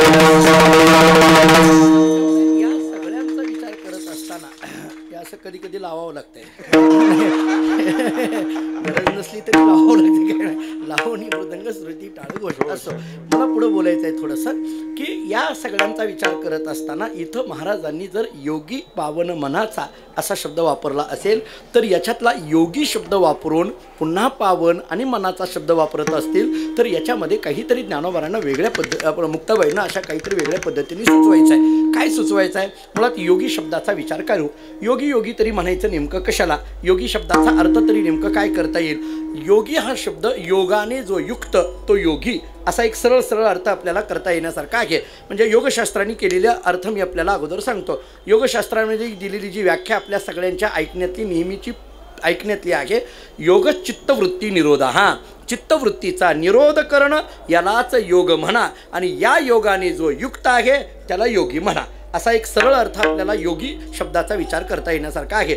चित्तवृत्तीचा निरोध करणं, इथला चित्त, वृत्ती आणि निरोध हे तीनही शब्द खूप महत्त्वाचे आहेत। मुळात चित्त त्याला परत चित्ताची असलेली वृत्ती आणि त्या वृत्तीचा असलेला निरोध, निरोध हा शब्द वृत्तीच्या संबंधाने येतोय हे तितकंच खरं आहे, कारण वृत्ती म्हटलं की ती बदलणारी असते, वृत्ती म्हटलं की बदलणारी, आणि चित्ताच्या वृत्तीचा विचार करायला आपण जर गेलो तर वेगवेगळ्या प्रमाण वृत्ती, विपर्यय वृत्ती, विकल्प वृत्ती किंवा स्मृतिवृत्ती, या ज्या निद्रावृत्ती, अशा 5 वृत्तींचा विचार आपल्याला योगशास्त्राने केलेला दिसून येतो। प्रमाणवृत्ती सांगितली, विकल्पवृत्ती सांगितली, विपर्यय वृत्ती सांगितली, स्मृतिवृत्ती सांगितली, निद्रावृत्ती सांगितली। थोडक्यात या वृत्त्या वेगवेगळ्या पद्धतीने आपल्याला जर व्यवहारामध्ये दिसून येत असतील तर त्या वृत्तीचा निरोध करणं, कोणत्या वृत्तीचा, चित्ताच्या ठिकाणी असलेली जी वृत्ती त्या वृत्तीचा निरोध करणं।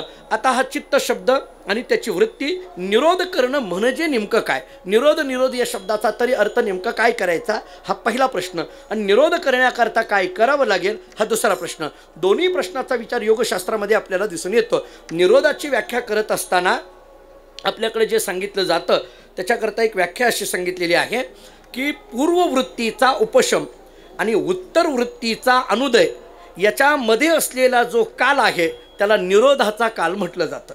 ऐका, निरोध शब्दाचा विचार करताना योगशास्त्राने कसा केलेला आहे।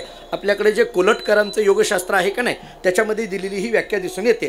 कोलटकरांचं योगशास्त्र पहा, त्याच्यामध्ये दिलेलं असं आहे की पूर्ववृत्तीचा उपशम आणि उत्तर वृत्तीचा अनुदय याच्यामध्ये असलेला जो काल आहे त्या कालाला निरोधाचा काल म्हणा। आता हे पटवून कसं द्यावं लागेल, पूर्ववृत्तीचा उपशम, आता वृत्ती म्हटलं की हा माईक आहे असं म्हणायला लागलो आणि हा मृदंग आहे असंही म्हणायला लागलो।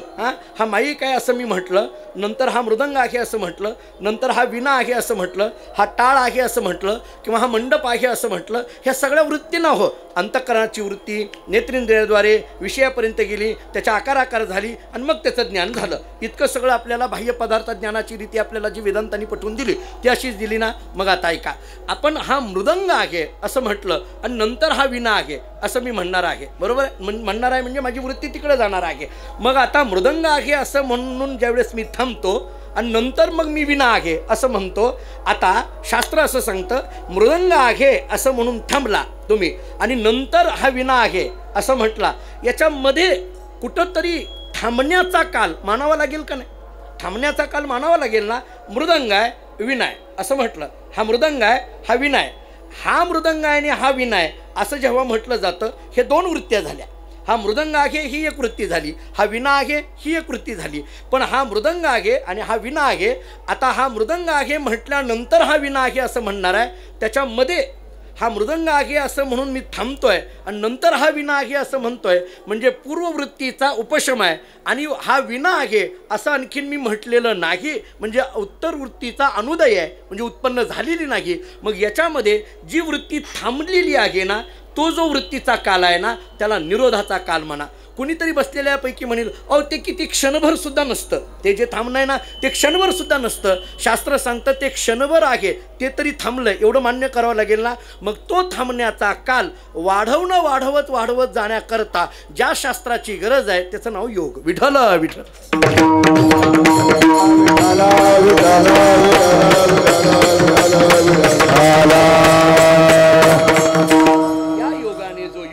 त्याला योगी म्हणा असा एक योगी शब्दाचा विचार करता येईल। नेहमी ती ज्ञानोबारांचा विचार करायचा झाला तर जीव परमात्मा दोन्ही बैसवणी ऐक्यासनी जयाची हृदय भुवनी विराजती या ज्ञानशास्त्राच्या भूमिकेतून सुद्धा विचार केला तर हा सुद्धा एक पद्धतीचा योगी असंच म्हणून ज्ञानोबारांनी वर्णन केलेलं आहे ना। जीव परमात्मा दोन्ही बैसवणी ऐक्यासनी हे जे बोलणं आहे ना त्याला तुका म्हणे कैची किव कोठे जीव निराळा या पद्धतीने आहे। एरवी बघायला गेलं तर जीव हे ब्रह्मच आहे, जीव म्हणजे परमात्माच, याच्यापेक्षा काही वेगळं नाही अशा भूमिकेमध्ये योगामध्ये जाणं किंवा अशी अवस्था प्राप्त होणं याला सुद्धा योगच म्हटलं जातं. या योगाने युक्त असलेला हा योगी. मग मुक्ताबाई म्हणते तुम्ही योगी आहात, मान्य आहे. चित्तवृत्तीचा निरोध असे योगी आहात, मान्य आहे, एका अर्थाने करा. किंवा जीव परमात्मा दोन्ही बैसोनी ऐक्यासनी या दृष्टीने असलेले तुम्ही योगी आहात, मान्य आहे. पण असं जरी असलं फक्त एवढेच तुम्ही आहात अशा पद्धतीचा नाही, एवढेच तुम्ही आहात असं नाही, तुम्ही पावन मनाचे आहात. थोडंसं बोलताना मला असं वाटतं इथला योगी शब्द ज्ञानाच्या दृष्टीने घ्या आणि पावन मनाचा शब्द भक्तीच्या दृष्टीने घ्या, असा विचार करता येईल. ज्ञानोबाराय म्हणजे कोण? फक्त ज्ञान असं नाही, फक्त भक्ती असं नाही, ज्ञानयुक्त भक्ती म्हणजे ज्ञानोबाराय. विठ्ठल विठ्ठल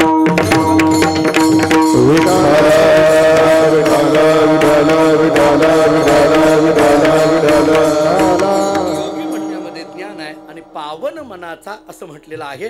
पावन मनाचा म्हणत असताना शुद्ध मनाचा म्हणा, पवित्र मनाचा म्हणा, व्यापक मनाचा म्हणा किंवा अगदी साध्या ग्रामीण भाषेत मोठ्या मनाचा म्हणा, हे म्हणण्याची फार गरज आहे आता. कारण कधी कधी मनाचा म्हणणं आणि मोठ्या मनाचा म्हणणं हे म्हणणं फार गरजेचं आहे. याचं कारण असं आता अलीकडल्या काळामध्ये मी गमतीने सांगत असतो. मी एखाद्याला म्हटलं का हो तुमच्या शेजारी मोठा बंगला आहे, गाडी आहे, नोकर चाकर आहेत, फार श्रीमंत आहेत तुमचे शेजारी. त्या शेजारच्या माणसांनी सांगितलं महाराज सगळं खरं आहे हो, पण मन कुठं चांगलं आहे. संपलं. एका वाक्यात आपला सातबारा मांडून टाकला त्यानं. एकच वाक्य एवढं पुरेसं झालं. बायोडाटा एवढंच एका वाक्यात आहे आपला, संपलं. मग हे चांगल्या मनाचा असाही म्हणा. मग आता हे पावन मनाचा म्हणत असताना शुद्ध मनाचा किंवा पवित्र मनाचा, व्यापक मनाचा किंवा चांगल्या मनाचा असं जे वापरलं जातं, आता पुन्हा याच्यात फरक पडतात. शुद्ध मनाचा म्हणजे काय, व्यापक मनाचा म्हणजे नेमकं काय, पवित्र मनाचा म्हणजे नेमकं काय, चांगल्या मनाचा म्हणजे काय. खरं पाहायला गेलं हे एकार्थवाची शब्द जरी असले तरी छोटे छोटे त्याच्यामध्ये फरक आपल्याला काही अंशी का होईना तत्वज्ञानाच्या कसोटीवर करता येण्यासारखे आहेत. म्हणजे या पद्धतीने आपण जर निघालो तर मुक्ताबाई ज्ञानोबारांना म्हणते तुम्ही योगी आहात आणि पावन मनाचे आहात. याचा अर्थ काय? तुम्ही शुद्ध मनाचे आहात. आता हा शुद्ध शब्दाचा अर्थ काय? उपाधिरहित हा शुद्ध. हा शुद्ध शब्दाची व्याख्या करताना तत्वज्ञानाने अशी केली, उपाधिरहित होणं याला शुद्ध म्हटलं जातं.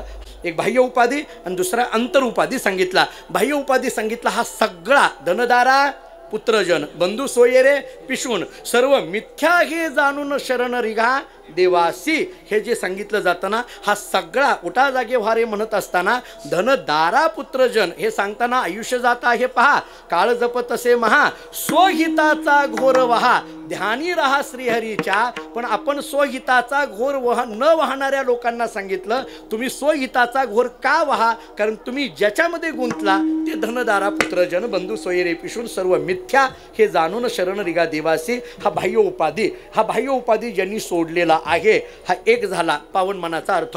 फक्त बाह्य उपाधी सोडला म्हणजे पावन मनाचा होतो अशातला भाग नाही. सगळ्यात महत्त्वाचा अंतर उपाधी जाणं गरजेचं आहे. थोडं स्पष्ट बोलतो, घर सोडून एखादा मनुष्य जरी आलेला असला, घर सोडलं हो मान्य आहे, पण त्याच्याबद्दलची आसक्ती मात्र सुटली नसेल तर मग त्याला पावन मनाचा कसं काय म्हणता येईल? बाह्य उपाधीचा त्याग झाला पण अंतर उपाधीचा त्याग झाला नाही ना. त्याच्याकरता तिथली जी आसक्ती आहे, ममत्व आहे, अहम आणि मम आहे, त्याचा सुद्धा त्याग व्हावा लागेल तर त्याला खराने पावन मनाचा म्हणता येईल. हा एक विचार आपल्याला करता येण्यासारखा आहे. थोडं आणखीन पुढं बोलायचं झालं तर या पावन मनाचा या शब्दाकरता मी दुसरा शब्द वापरला होता चांगल्या मनाचा. पावन मनाचा या शब्दाकरता काय म्हटलं तर चांगल्या मनाचा. मी अनेक वेळेला गमतीने म्हणत असतो ते काय आहे, मला थोडं अन्य पुस्तकं वाचण्याचा थोडासा छंद आहे. तर त्याच्यामध्ये गुरुदेव रानडेंचं एक पुस्तक माझ्या वाचण्यात आलं, आयुर्वेदाच्या संबंधाने आहे. थोडं अवांतर बोलतो, म्हणजे अवांतर म्हणजे जितकं अवांतर चाललंय तितकं नाही आहे. थोडं म्हणजे तितकं नाही आहे, हे तितकं नाही आहे, ह्या त्यातलाच भाग आहे, पण दुसऱ्या पुस्तकाचा आधार घेऊन बोलतोय एवढंच चाललं आहे. थोडासा वेगळा एक पुस्तकाचा आधार देतो गुरुदेव रानडेंचा. आता गुरुदेव रानडे कोण होते हे वेगळं सांगायची गरज नाही. आपण जर मामासाहेबांची आपण ज्ञानेश्वरी जर प्रस्तावना वाचली तर कित्येक वेळेला गुरुदेव रानडेंचे दाखले मामासाहेबांनी त्या प्रस्तावनेमध्ये मांडलेले आहेत. कारण तत्वज्ञानाचे ती गुरु होते, मामासाहेबांचे ती गुरु होते. गुरुदेव रानडेंनी आयुर्वेदाच्या एका पुस्तकामध्ये असं लिहिलं आहे, वैद्य हा चांगल्या मनाचा असावा असं लिहिलेलं आहे. वैद्य हा चांगल्या मनाचा असावा. मी जेव्हा हे वाचलं तेव्हा मला जरा थोडं आश्चर्य वाटलं की हे का लिहिलं असेल. पण मग माझ्या लक्षात आलं की 100 वर्षापूर्वी जरी गुरुदेवांनी लिहिलेलं असलं तरी ते खरंच आहे. अलीकडल्या काळामध्ये खरंच म्हणायची गरज पडली, डॉक्टर चांगल्या मनाचा असावा अशी म्हणायची वेळ आली अलीकडल्या काळात. कारण आपण जर वैद्य त्या डॉक्टरकडे गेलो तर ते आपल्याला भली मोठीच्या मोठी औषधाची यादी देतात आणि मग त्या औषधाची यादी भली मोठीच्या मोठी देतात आणि आपल्याला म्हणतात की ही औषधं तुम्ही त्याच मेडिकलमध्ये घ्या, दुसऱ्या घेऊ नका असं म्हणतात. असं डॉक्टर लोक का म्हणतात मला माहीत नाही. मला माहीत आहे पण माहीत नाही, मी सांगतो. हा त्याचं कारण आता या सगळ्या मंडळींना माहिती आहे, माझ्याकडे 4 डॉक्टर 2 हॉस्पिटल आहेत. सगळंच आपलं कसं मोकळं करायचं हे असं सगळं वर हे यूट्यूबला टाकतोय. ते नामाचा गजर बसलेलाच आहे इथं सगळं महाराजाच्या घरात असं आहे असं म्हणून टाकायला बसलाय तो आणखीन. म्हणजे ह्यामुळे मी ते जास्त त्याचा खुलासा करत नाही. पण वैद्य चांगल्या मनाचा असावा या वाक्याला थोडासा विस्तार करतो. वैद्यच का, अलीकडली परिस्थिती अशी आहे, शिक्षक सुद्धा चांगल्या मनाचा असावा अशी म्हणण्याची वेळ आहे. शिक्षक सुद्धा चांगल्या मनाचा असावा. पूर्वीच्या काळातली शिक्षण पद्धती आणि आत्ताच्या काळातली शिक्षण पद्धती फार फरक आहे. माझे वडील एक वाक्य नेहमी सांगत असतात. आमचे वडील गुरुवरे दादा असं सांगत असतात की शिक्षण आणि संस्कार या संबंधाने बोलताना शिक्षण ही काळाची गरज आहे, पण संस्कार ही जीवनाची गरज आहे. लक्षात घ्या, शिक्षण ही काळाची गरज आहे मान्य आहे, पण संस्कार ही जीवनाची गरज आहे. थोडं पुढचं वाक्य बोलतो, शिक्षण ही काळाची गरज आहे, संस्कार ही जीवनाची गरज आहे, आणि संस्कारमय शिक्षणाकरिता वारकरी शिक्षण संस्थांची गरज आहे. वारकरी शिक्षण संस्था का काढायच्या? वारकरी शिक्षण संस्थांमधून हे आपण देणं गरजेचं आहे. तिथं शिक्षणही देणं गरजेचं आहे आणि संस्कारही देणं गरजेचं आहे. त्याच्याकरता ह्या वारकरी शिक्षण संस्थेचं मोठं आज विचार करा. जोग महाराजांची आपली संस्था 100 वर्षाहून अधिक पद्धतीने काम करते. वारकरी संप्रदायाच्या विस्तारामध्ये किती मोठं काम केलेलं दिसून येतं. अनेक पद्धतीच्या फळ परंपरा शेकडो वर्ष झालं या काम करतायत. म्हणून ह्या किती मोठा विचार आपल्याला करता येण्यासारखा आहे. या सगळी कीर्तनकार मंडळी, प्रवचनकार मंडळी, म्हणजे थोडं पुढं बोलायचं झालं तर कीर्तनकार मंडळी काय करतात हे आता कळालंय, त्यामुळे वेगळं सांगायची गरज नाही. जाऊ द्या आता. हा तर असं आहे, या दृष्टीने जर विचार आपण केला तर त्या दृष्टीने शिक्षण संस्थांचा जर विचार केला, शिक्षण क्षेत्राचा विचार केला तर काळाची गरज आणि जीवनाची गरज या दोन्ही गोष्टींनी शिक्षक क्षेत्रामध्ये पण महत्त्वाचं आहे. मला आठवत आहे म्हणजे काय झालं ते जुन्या काळामध्ये आम्ही लहानपणी असताना आपण जिल्हा परिषदेच्या शाळेमध्ये आपल्याकडे बहुतांशी त्याच शाळा. तर मला आठवतं ते लहानपणी एखादी आई जर शाळेमध्ये आली तर मग तो शिपाई विचारायचा, मावशी तुम्हाला कोणाला भेटायचं आहे? मग ती म्हणायची इतिहासाच्या शिक्षकांना भेटायचं आहे, किंवा गणिताच्या शिक्षकांना भेटायचं आहे, मराठीच्या शिक्षकांना भेटायचं आहे. किंवा एखादी गुरुजी जर रस्त्याने निघाले तर मग लोक म्हणताना म्हणायची ते बघा गणिताचे शिक्षक निघाले, इतिहासाचे निघाले, मराठीचे निघाले. म्हणजे त्या शिक्षकाची ओळख त्याच्या विषयाच्या नावाने असायची. त्या शिक्षकांची ओळख विषयाच्या नावाने असायची. त्यांचं नाव माहीत नाही, आडनाव माहीत नाही, गाव माहीत नाही, जात तर अजिबात माहीत नाही, काही नाही महाराज. असलं काही नव्हतं पूर्वीच्या काळामध्ये, काही नव्हतं. त्या नावाने त्यांची ओळख असायची. पण आत्ताची जर एखादी आई शाळेमध्ये गेली आणि जर शिपायांनी विचारलं मावशी तुम्हाला कोणाला भेटायचं आहे, तर ते शिक्षकांना भेटायचं आहे. कोणत्या? ते नाही का काँग्रेसचं काम करतात, ते नाही कसे. म्हणजे आत्ताच्या शिक्षकांची ओळख जर पक्षाच्या नावाने यायला लागली तर का म्हणू नये, शिक्षकसुद्धा चांगल्या मनाचा असावा. शिक्षकांची ओळख ही पक्षाच्या नावाने महत्त्वाची नाही, शिक्षकाची ओळख ही विषयाच्या नावाने महत्त्वाची असते. थोडं पुढं चला. जसा वैद्य चांगल्या मनाचा असावा तसा शिक्षकसुद्धा चांगल्या मनाचा असावा, वकीलसुद्धा चांगल्या मनाचा असावा. म्हणजे एक साधारण वाक्य, हे काही माझ्याकडे लागत नाही आहे, एक साधारण वाक्य सांगतो. वकीलसुद्धा चांगल्या मनाचा असावा, इंजिनियरसुद्धा चांगल्या मनाचा असावा, व्यापारी चांगल्या मनाचा असावा, राजकारणी चांगल्या मनाचा असावा. मी गमतीने म्हणत असतो महाराजसुद्धा चांगल्या मनाचा असावा. ही तर फार गरज आहे आत्ता काळाची. कारण आपण कोणता विचार देतोय, आपण कोणत्या विचाराने समाजामध्ये जातोय, आपण समाजाच्या कल्याणाची किती तळमळ घेऊन फिरतोय, याच्यावर सुद्धा आपल्या कीर्तनाचा प्रभाव समाजावर कसा पडणार आहे. मी थोडं आणखीन पुढं बोलतो, मला माफ करा, पण आपण किती अभ्यासपूर्ण बोलतोय याबरोबर आपण किती तळमळीने समाजाशी एकरूप होऊन बोलतोय हेही फार महत्त्वाचं आहे. हेही फार महत्त्वाचं आहे. जेव्हा आपण एखाद्या गावामध्ये जातो, कीर्तनाला जातो, ज्या गादीवर उभा राहतो, तेव्हा आपल्या मनातली जी तळमळ आहे ती तळमळ जेव्हा ती मूर्त रूप घेते तेव्हा कुठंतरी त्या कीर्तनाचा प्रभाव त्या समाजावर पडत असतो. मग त्या समाजातला जो काही संस्काराचा आहे, समन्वयाचा आहे, तो जो आहे, मी अनेक वेळेला बोलतो, हा संस्काराचा आहे, हा समन्वयाचा आहे, हा सहनशीलतेचा आहे, हा सात्विकतेचा आहे. तो सात्विकतेचा, संस्काराचा, समन्वयाचा, सहनशीलतेचा टिकवायचा असेल तर त्याच्याकरता कीर्तनकाराच्या अंतःकरणात ती तळमळच त्याच्याकरता गरजेची असते. विठ्ठल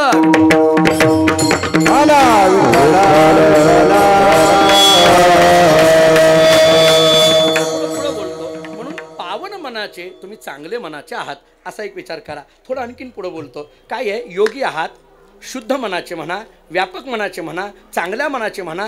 थोडं आपल्यालाच योगशास्त्रातून किंवा तत्त्वज्ञानातून शब्द मांडायचा झाला तर तुम्ही मन न मन या स्थितीमध्ये गेलं, या अवस्थेतली आहात. तुम्ही कोण आहात?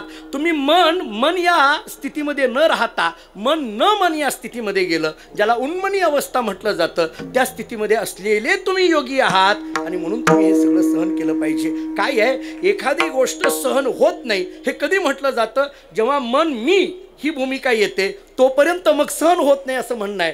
पण सहन हा शब्द कधी येतो, सहनशीलता ही कधी येते? मन या स्थितीमध्ये जातं तेव्हा सहनशीलतेचा जन्म होत असतो. मन उन्मनी अवस्थेमध्ये जातं तेव्हा सहनशीलतेचा जन्म होतो. मी पुढे बोलेल त्या संबंधाने. काय आहे, एक छोटं उदाहरण आहे. हे मन स्थितीमध्ये जाणं म्हणजे काय आहे? कल्पना करा, एखादा विद्यार्थी आहे, घरातून बाहेर पडला, त्यानं अगदी गरीब आहे, परिस्थिती नाजूक आहे, फार काही शिक्षण झालेलं नाही आहे, पण त्याला असं वाटायला लागलं कुठेतरी जावं, कुठंतरी अभ्यास करावा. असं करता एका आश्रमामध्ये, एका संस्थेमध्ये तो गेला. संस्थेमध्ये गेला, तिथं गुरुजी होते, 5-50 विद्यार्थी होते. रोज अध्ययन चालायचं, पाठ प्रवचनं चालायचे, सकाळचे पाठ, दुपारचे पाठ, संध्याकाळचे पाठ, सगळं व्यवस्थित चालायचं. याला आनंद वाटला, आपल्यालाही शिकायची इच्छा आहे या दृष्टीने तो घरातून बाहेर पडलेला होता. तिथं आला आणि आल्यानंतर तो गुरुजींना म्हटला, मला शिकायचं आहे. तिथं जवळ कोणीतरी, ते गुरुजींच्या जवळ कोणीतरी असतं सगळं नियोजन करणारं. तिथल्या त्या मुख्य माणसांनी सांगितलं, अरे तुला शिकायचं आहे, मान्य आहे म्हटलं, पण इथं अगोदर येतं सेवा हा दारवंठा, इथं अगोदर सेवा करावी लागते. तू एक काम कर म्हटले, हे जे स्वयंपाकघर आहे त्याच्यामध्ये जी काही स्वयंपाक बनवला जातो ना, ती जी भांडी आहेत ना, ती भांडी सगळी धुवून काढायचं काम तू करायचं म्हटले. जेवण झाल्यानंतर सगळी भांडी जी स्वच्छ धुवायची असतात ना, ती धुवून काढायचे काम तू करायचं, ती सेवा तू करायची. तो म्हटलं ठीक आहे, काही हरकत नाही. आता एवढं त्याला काम पडायचं, एवढी सेवा त्याला करावी लागायची. कधी सकाळचा पाठ मिळेल न मिळेल, कधी दुपारचा कधीतरी थोडाफार ऐकायला मिळायचा, कधी संध्याकाळचा, पण थोडं गुरुजींचं दर्शन घेणं, ती सेवा करणं, थोडंफार जेवढं कानावर पडतंय तेवढं ऐकणं, असा त्याचा प्रवास सुरू झाला. 1, 2, 3, 4 असं करता जवळजवळ 12 वर्ष झाली. ऐका, 12 वर्ष झाली. गुरुजींना असं वाटायला लागलं की आता माझंही वय झालेलं आहे, नंतर या आश्रमाची, संस्थेची जबाबदारी कुणावर तर दिली पाहिजे. कोणावर द्यायची म्हटले? उगी विनाकारण आपल्यानंतर भांडणं होण्यापेक्षा आत्ताच आपण परीक्षा घेऊन कोणाला तरी आपला उत्तराधिकारी म्हणून नेमलं पाहिजे. काय करायचं? म्हणून गुरुजींनी सगळ्या विद्यार्थ्यांना एकत्रित बसवलं. ऐका, बसवलं आणि गुरुजींनी सांगितलं, हे पहा, माझ्यानंतर कोण हे सगळं चालवायचं याच्याकरता मी परीक्षा घेणार आहे. ते म्हटले घ्या, काही नाही म्हटले. मी जे 12 वर्ष तुम्हाला शिकविलं ना, ते 4 रूपाने 2-3 वाक्यामध्ये मला मांडायचं, मला सांगायचं. जे मी शिक्षण 12 वर्षाचं जे तुम्हाला अनुभवाला आलं ते 4 रूपाने 2-3 वाक्यामध्ये सांगायचं. जो चांगल्या पद्धतीचं मांडणी करेल, सांगेल, तो या संस्थेचा पुढला उत्तराधिकारी, आश्रमाचा पुढला उत्तराधिकारी असेल म्हटले. काही हरकत नाही. पण सगळ्या विद्यार्थ्यांनी विचार केला, आपण जरी शिक्षण घेत असलो तरी आपण काही एवढे हुशार नाही आहेत, आपण काही एवढी पाठपाठांतर झालेलं नाही आहे, आपल्याला एवढं शिकूनही इतके अनुभव आलेले नाही आहेत. एक विद्यार्थी सारखा पुढं असायचा, नेहमी तो उत्तरं द्यायचा, गुरुजींच्या अगदी प्रेमातला होता. गुरुजी त्याला सारखे विचारायचे. सगळ्या विद्यार्थ्यांनी त्याला सांगितलं, तूच उत्तर दे बाबा, तूच सांग, आमचं काही नाही. तो बिचारा उठला, सगळ्यांनी आग्रह केला, हा उठला. आता ऐका, 12 वर्ष शिकलेलं ते 4 रूपाने 2-3 वाक्यात सांगायचं. काय आहे, विस्ताराचा संकोच करणं फार अवघड असतं, संकोचाचा विस्तार करणं सोपं असतं.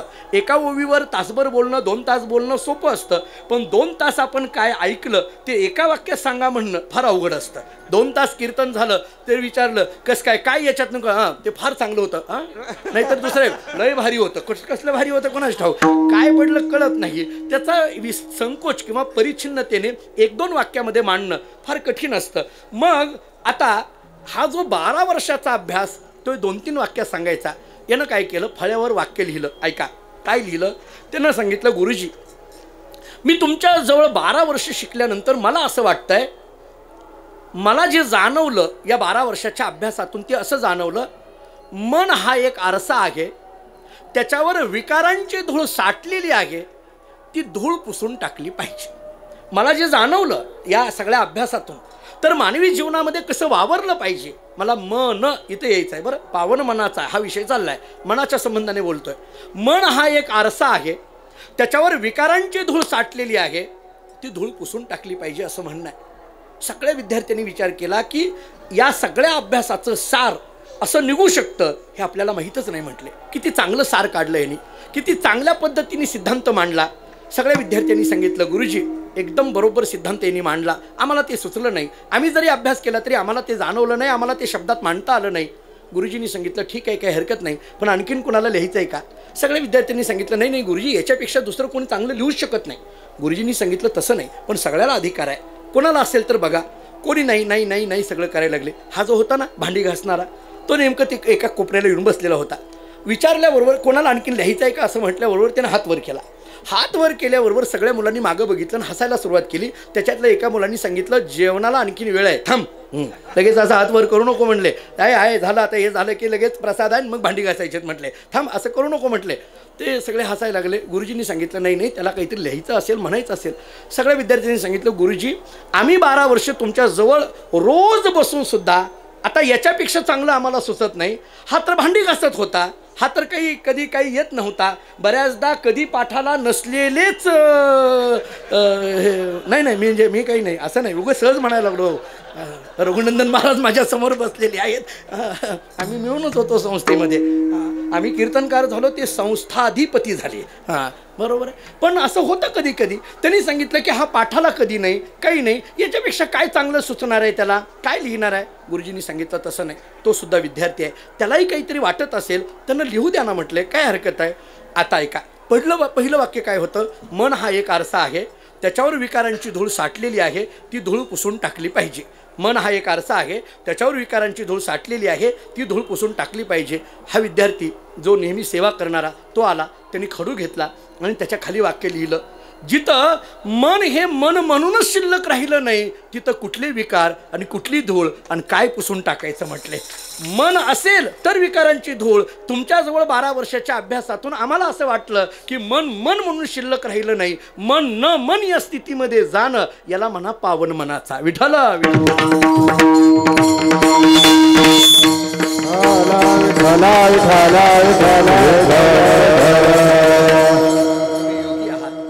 पावन मनाचे आहात.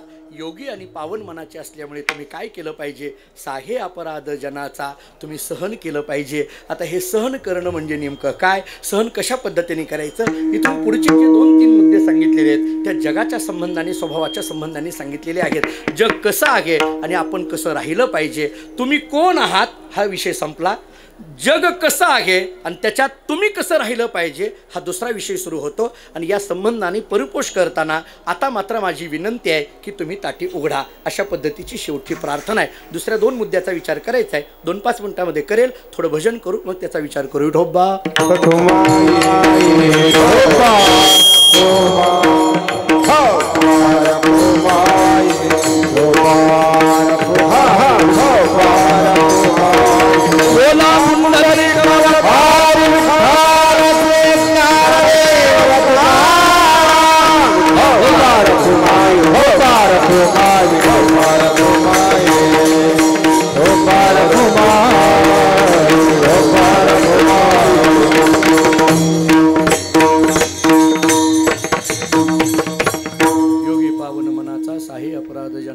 ताठी उघडा ज्ञानेश्वरा. विठाला विठाला विठाला विठाला विठाला विठाला विठाला.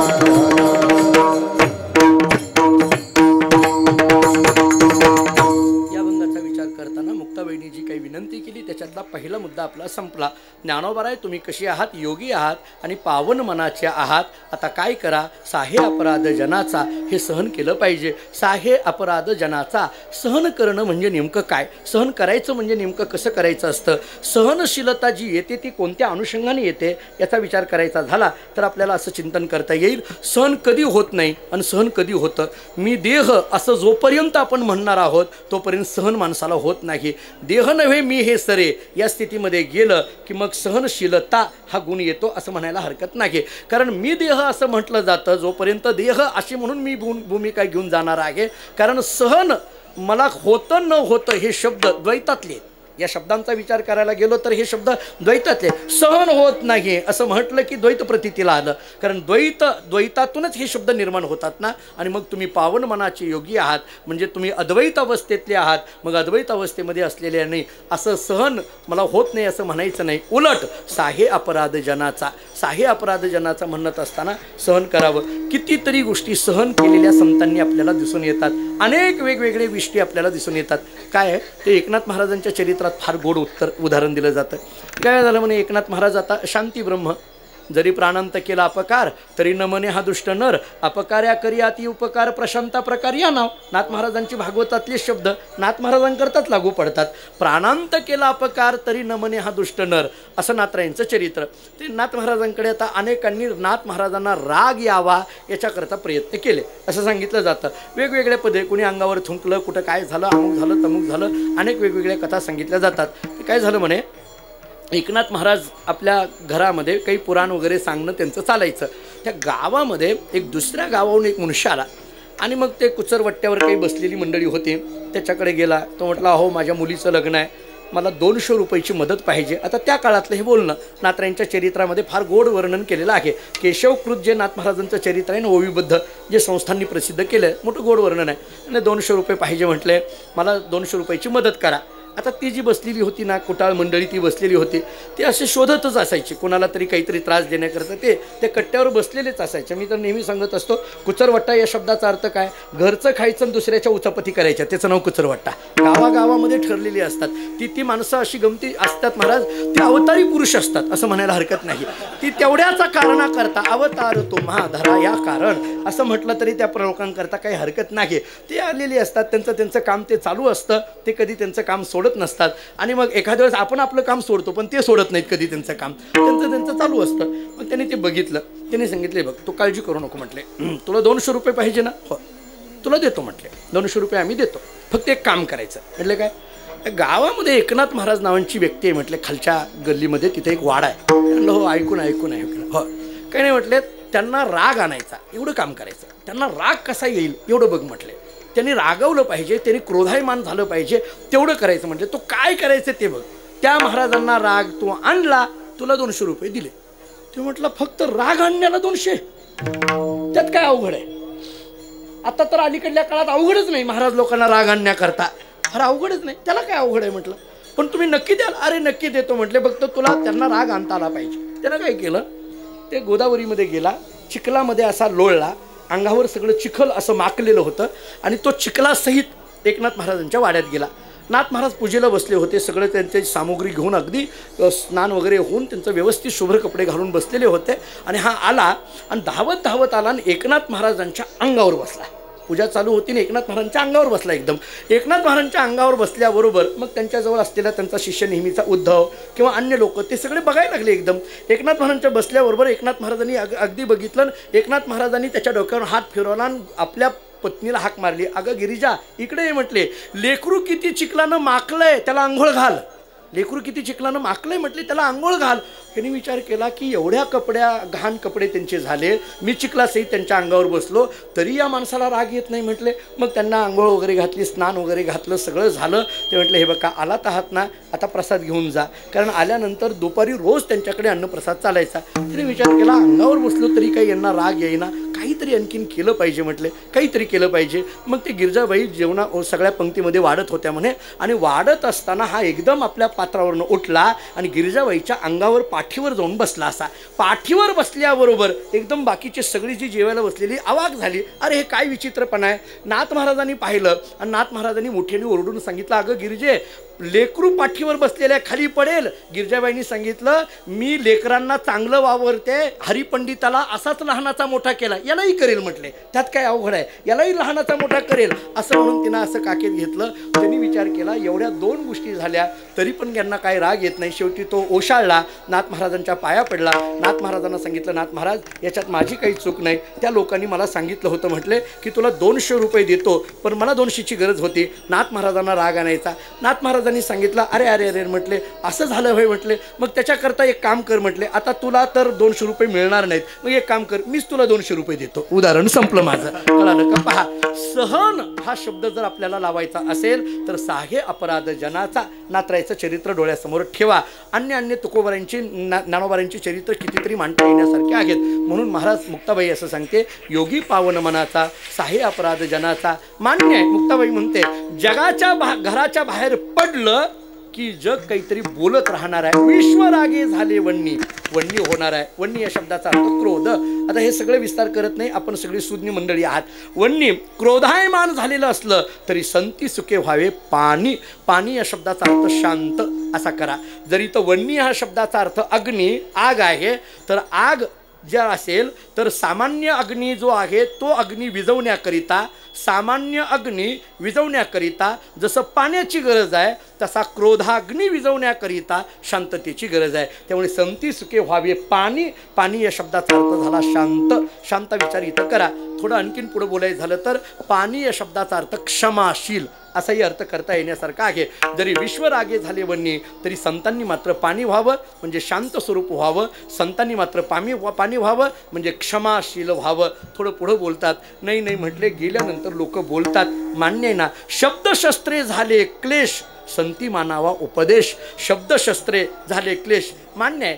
शब्दांचा जर जेव्हा वापर होतो तेव्हा ते एक शस्त्र असतं. त्या पद्धतीने जीवाला क्लेश होतात. मान्य आहे. मग याचा मात्र काय करा. संती मानावा उपदेश. संतांनी मात्र तो उपदेश मानावा.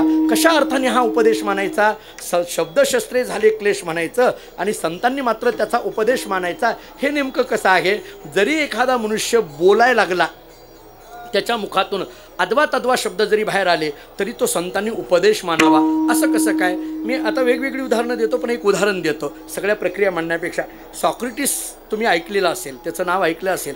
पाश्चात्य तत्त्वज्ञानामध्ये सॉक्रेटिसचं फार मोठं नाव घेतलं जातं, मोठं तत्त्ववेत्ता. त्या सॉक्रेटिसच्या जीवनातलं एक उदाहरण आहे. या संबंधाने शब्दशस्त्रे झाले क्लेश आणि संती मानावा उपदेश या संबंधाने एक पद्धतीचं वर्णन आहे. ते काय झालं म्हणे की सॉक्रेटिसची बायको सॉक्रेटिसला अनेकदा वेगवेगळे शब्दांनी अपशब्द बोलायचे. अनेकदा वेगवेगळ्या शब्दांनी अपशब्द बोलायची, ओरडायची, भांडायची, नको नको ते शब्द बोलायची. म्हणजे असं आमच्याकडे तर गमतीने थोडा पाश्चात्य तत्त्वज्ञानाचा अभ्यास करताना मी त्याचं चरित्र वाचलं तर ते असं सांगितलं जातं. ते सॉक्रेटिस प्रवचन करायला बसले, पाठ सांगायला. विद्यार्थी आले तर ते तासाभराचं प्रवचन 2 तास झाले, 3 तास झाले, संपेना. ते सॉक्रेटिसच्या बायकोला, त्याच्या बायकोचं नाव होतं झांतिपी, तिला राग आला. ती विचार करायला लागला की किती वेळ झालं हे काही संपेना यांचं. आणि म्हणून ती काय करायला लागली. मोठमोठ्यांनी वेगवेगळ्या पद्धतीने असे अद्वा तद्वा बोलायला लागली. मोठमोठ्यांनी अद्वा तद्वा बोलायला लागली तरी काही हे प्रवचन बंद नाही. शेवटी तिने भांडी आपटायला सुरुवात केली. मोठ्यांनी अशी मोठमोठ्यांनी रागाने भांडी आपटायला सुरुवात केली तरी प्रवचन बंद नाही. तो मग तिला राग आला. तिनं ते डेरा घेतला पाणी आणि ते सॉक्रेटिसच्या अंगावर ओतलं आणि ते पाणी सगळं असं खाली यायला लागल्यावर जे विद्यार्थ्यांच्या खाली पाणी आलं की ते विद्यार्थी उठले आणि पळायला लागले. सॉक्रेटिसने सांगितलं, अरे कुठं पळायला लागलं. म्हणजे पाणी आलं ना. अरे वेड्यानो कळत नाही का म्हटले. विजा चमकल्या, ढग गडगडले, पाऊस पडणारच, त्याच्यात काय असतंय म्हटले. विजा चमकल्या. आता हे आपल्याला तर फारच चमकतात, त्याचा काही विषय नाही. चमकूनच आपण आता फक्त 4 दिवस इथं जे चमकतो त्या चमकल्याचा परिणाम इथला चमक नाही.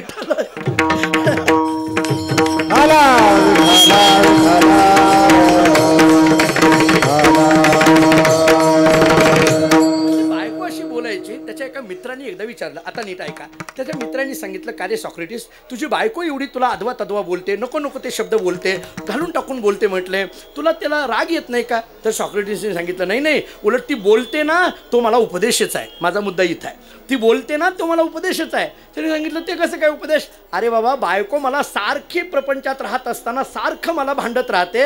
याचा अर्थ बायको मला असं सांगते की तुम्ही प्रपंचात रमू नका, तुमच्या तत्वज्ञानाच्या अभ्यासात रमा. शब्दशस्त्रे झाले क्लेश संती मानावा उपदेश. विठ्ठला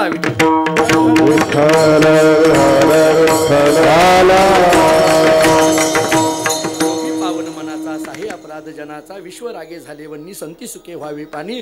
शब्दशस्त्रे झाले क्लेश संती मानावा उपदेश. शेवटी मुक्ताबाई म्हणते, दादा या सगळ्याचा परिपोष करताना दादा तुम्हाला हे माहीत आहे ना, कारण तुम्ही ज्या जगात राहता ते जग आणि तुम्ही काही वेगळं आहे का. वेगळं असेल तर राग यावा. वेगळं उलट ती तर असं म्हणायला लागली, एका अर्थाने विश्वरागे झाले वन्नी आणि संती सुखे व्हावे पाणी. हे सुद्धा तुम्ही वन्नी म्हणायला लागला म्हणून पाणी सांगावं लागलं. क्लेश म्हणायला लागला म्हणून उपदेश म्हणावा लागला. एरवी बघायला गेलं तर वन्नी नाही आणि पाणी नाही, क्लेशही नाही, उपदेशही नाही. का. कारण जे जग आहे आणि जे तुम्ही आहात ते जग आणि तुम्ही दोन्ही एकच आहे. तो सिद्धांत अभंगातलं शेवटचं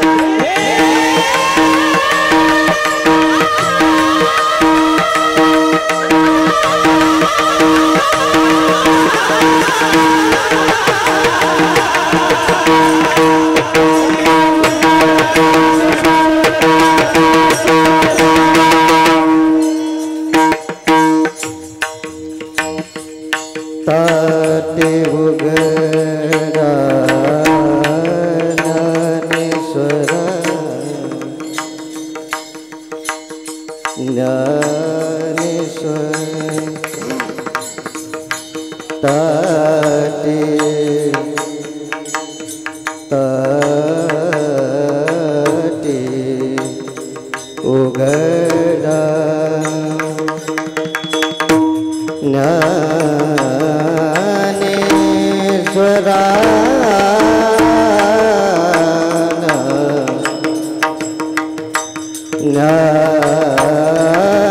ज्ञानेश्वरा ताटे उघडा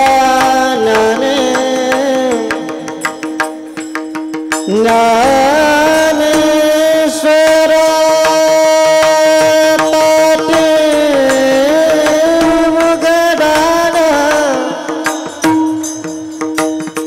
ज्ञानेश्वरा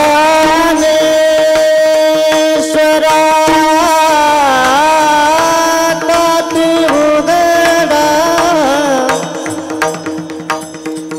ज्ञानेश्वरा ताटे उघडा ताटे उघडा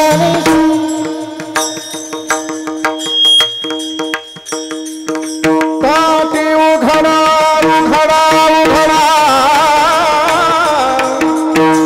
ताटे उघडा ताटे उघडा ताटे उघडा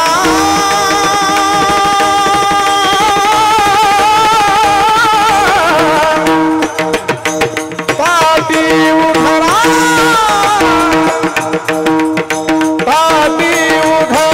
टाकरी ताटे उघडा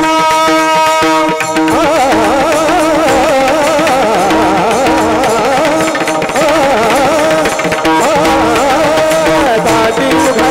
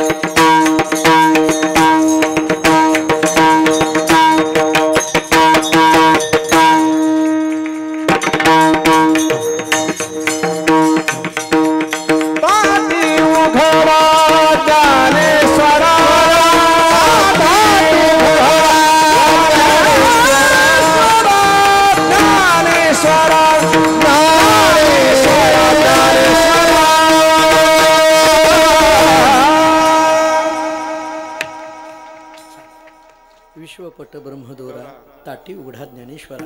मुक्ताबाईंनी शेवटी प्रार्थना केली की खरं पाहायला गेलं तर विश्व पट आहे, ब्रह्म दोरा. दोरा हा शब्द आणि पट हा शब्द विचारात घेतला. दोरा हे कारण आहे, पट हे कार्य आहे. कारण आणि कार्याचा जर विचार केला तर कारण आणि कार्य हे दोन्ही एकच आहे या दृष्टीने विचार करता येईल. आणखीन थोडं पुढं बोलू. कारणाची दृष्टी, कार्याची दृष्टी आणि कारण आणि कार्य एकच आहे याची दृष्टी, या तीन दृष्टीचा विचार करता येईल. केवळ कारणावर दृष्टी ज्याची आहे त्याला तत्वदृष्टी म्हणा. केवळ कार्यावर दृष्टी ज्याची आहे त्याला चर्मदृष्टी म्हणा.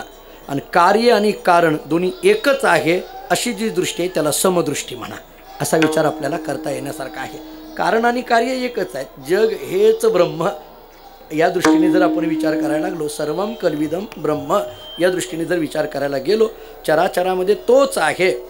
भरला घनदाट हरी दिसे जनिवनी अवघा. मी नेहमीच सांगत आलेलो आहे, नेहमीच जगाकडे सत्यत्व बुद्धीने पाहतो तो संसारिक, जगाकडे मिथ्यत्व बुद्धीने पाहतो तो ब्रह्मज्ञानी, जगाकडे विरक्त अनित्यत्व बुद्धीने पाहतो तो विरक्त, आणि जगाकडे परमात्म बुद्धीने पाहतो तो भगवत भक्त. असा विचार आपल्याला प्रक्रियेच्या दृष्टीने करता येण्यासारखा आहे. जगाकडे सत्यत्व बुद्धी आहे तो संसारिक आहे, अनित्य आहे तो विरक्त आहे, मिथ्या असं म्हणणारा ब्रह्मज्ञानी आहे, पण जग हे संपूर्ण परमात्मा जनीवनी अवघा देव असं म्हणणारा जो आहे तो वैष्णव आहे किंवा तोच भगवत भक्त आहे. आणि तुम्ही असे भगवत भक्त असल्यामुळे योगी आणि पावन मनाचे, याचा अर्थ योगी म्हणण्यामध्ये ज्ञान, पावन मनाचा म्हणण्यामध्ये भक्ती, असं ज्ञानयुक्त भक्तीने युक्त तुम्ही असल्यामुळे तुम्ही विश्वपट ब्रह्मदोरा या अवस्थेतले तुम्ही आहात आणि त्यामुळे त्याच्यापासून वेगळा असायचा विषय येत नाही. ताटी उघडा ज्ञानेश्वरा, तुम्ही ताटी उघडा. हा जरी लौकिकाने दरवाजा लावलेला उघडा असा जरी अर्थ असला तरी सर्वसामान्यता आपल्या जीवनामध्ये सुद्धा आपण ज्या ताट्या लावून घेतलेल्या आहेत, अज्ञानाची ताटी असेल, प्रसिद्धीची ताटी असेल, मानाची ताटी असेल, हे एका अर्थाने ताटीच आहे. मला असं वाटतं की आळंदीमध्ये येऊन ज्ञानोबारायांना जरी मुक्ताबाईंनी त्या काळामध्ये ताटी उघड, तर आपण मात्र आमची ताटी उघडण्याची बुद्धी आम्हाला द्या, कारण आम्हाला जी लागलेली ही ताटी आहे, आम्ही जी लावून घेतलेली ही ताटी आहे, ती ताटी उघडण्याची बुद्धी आम्हाला द्या. थोडं आणखीन पुढं बोलतो की ही ताटी उघडण्याची बुद्धी देत असताना ही ताटी उघडण्याकरता आम्हाला बुद्धी द्या, म्हणजेच ही ताटी उघडण्याकरता जी ताटी लावून घ्यायची असते त्याची बुद्धी द्या, असं म्हटलं तरी हरकत नाही. अज्ञानाची ताटी उघडण्याकरिता ज्ञानाची ताटी लावून घेणं गरजेचं आहे आणि ती ताटी लावण्याची बुद्धी आम्हाला तुम्ही द्या, कारण ताटी उघडणं आणि ताटी लावणं या दोन्हीमध्ये तुम्ही समर्थ आहात. तुम्हाला हे सगळं माहीत आहे. आम्हाला कसं हे करायचं हे तुम्ही आम्हाला, आम्ही तुम्हाला शरण आलो आहे, आम्ही तुमच्या चरणावर. वारीला येणं म्हणजे दुसरं काय असतं?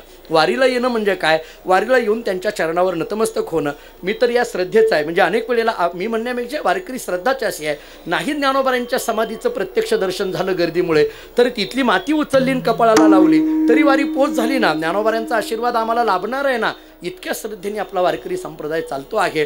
आळंदीची वारी ही एक वारकरी संप्रदायातली महत्त्वाची वारी म्हटलं जातं.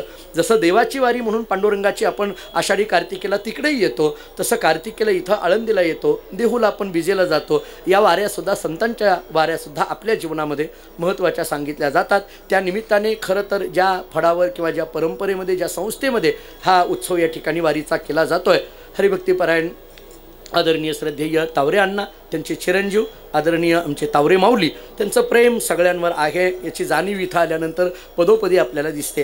कारण इथं आल्यानंतर सगळेच म्हणजे अगदी गायकही आहेत, वादक आहेत, सगळी पूजनीय महाराज मंडळी आहेत. वारकरी संप्रदायामधला थोडं इंग्रजीतला शब्द वापरतो, सगळी क्रीम इथं आहे असं म्हणायला हरकत नाही. हे तावरे माऊलींचं प्रेम त्या सगळ्यांना इथं घेऊन येतं. अशा पद्धतीने असाच उत्सव चालत राहावा. माऊली आपल्याकडून सुद्धा सेवा होत राहावी. मला वाटतं बोर्ड गेल्या वर्षीच आहे का बदललं आहे, म्हणजे ते कारण त्याच्यावर तारीख बिरीख दिसत नाही म्हणून म्हटलं अशाच पद्धतीचं तुम्ही राहत राहा, काही हरकत नाही असं सांगेल.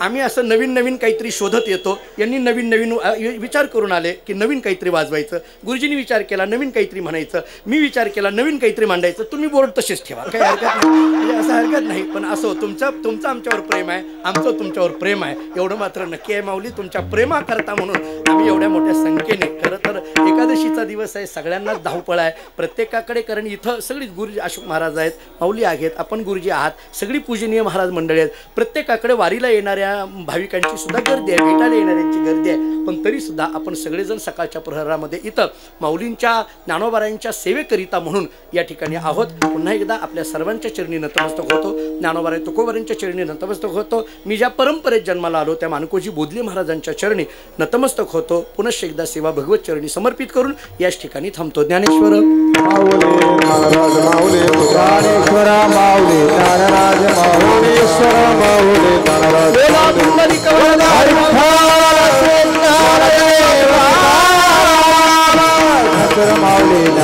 ज्ञानेश्वर जय जय विठ्ठल विठ्ठल जय जय विठ्ठल विठ्ठल जय जय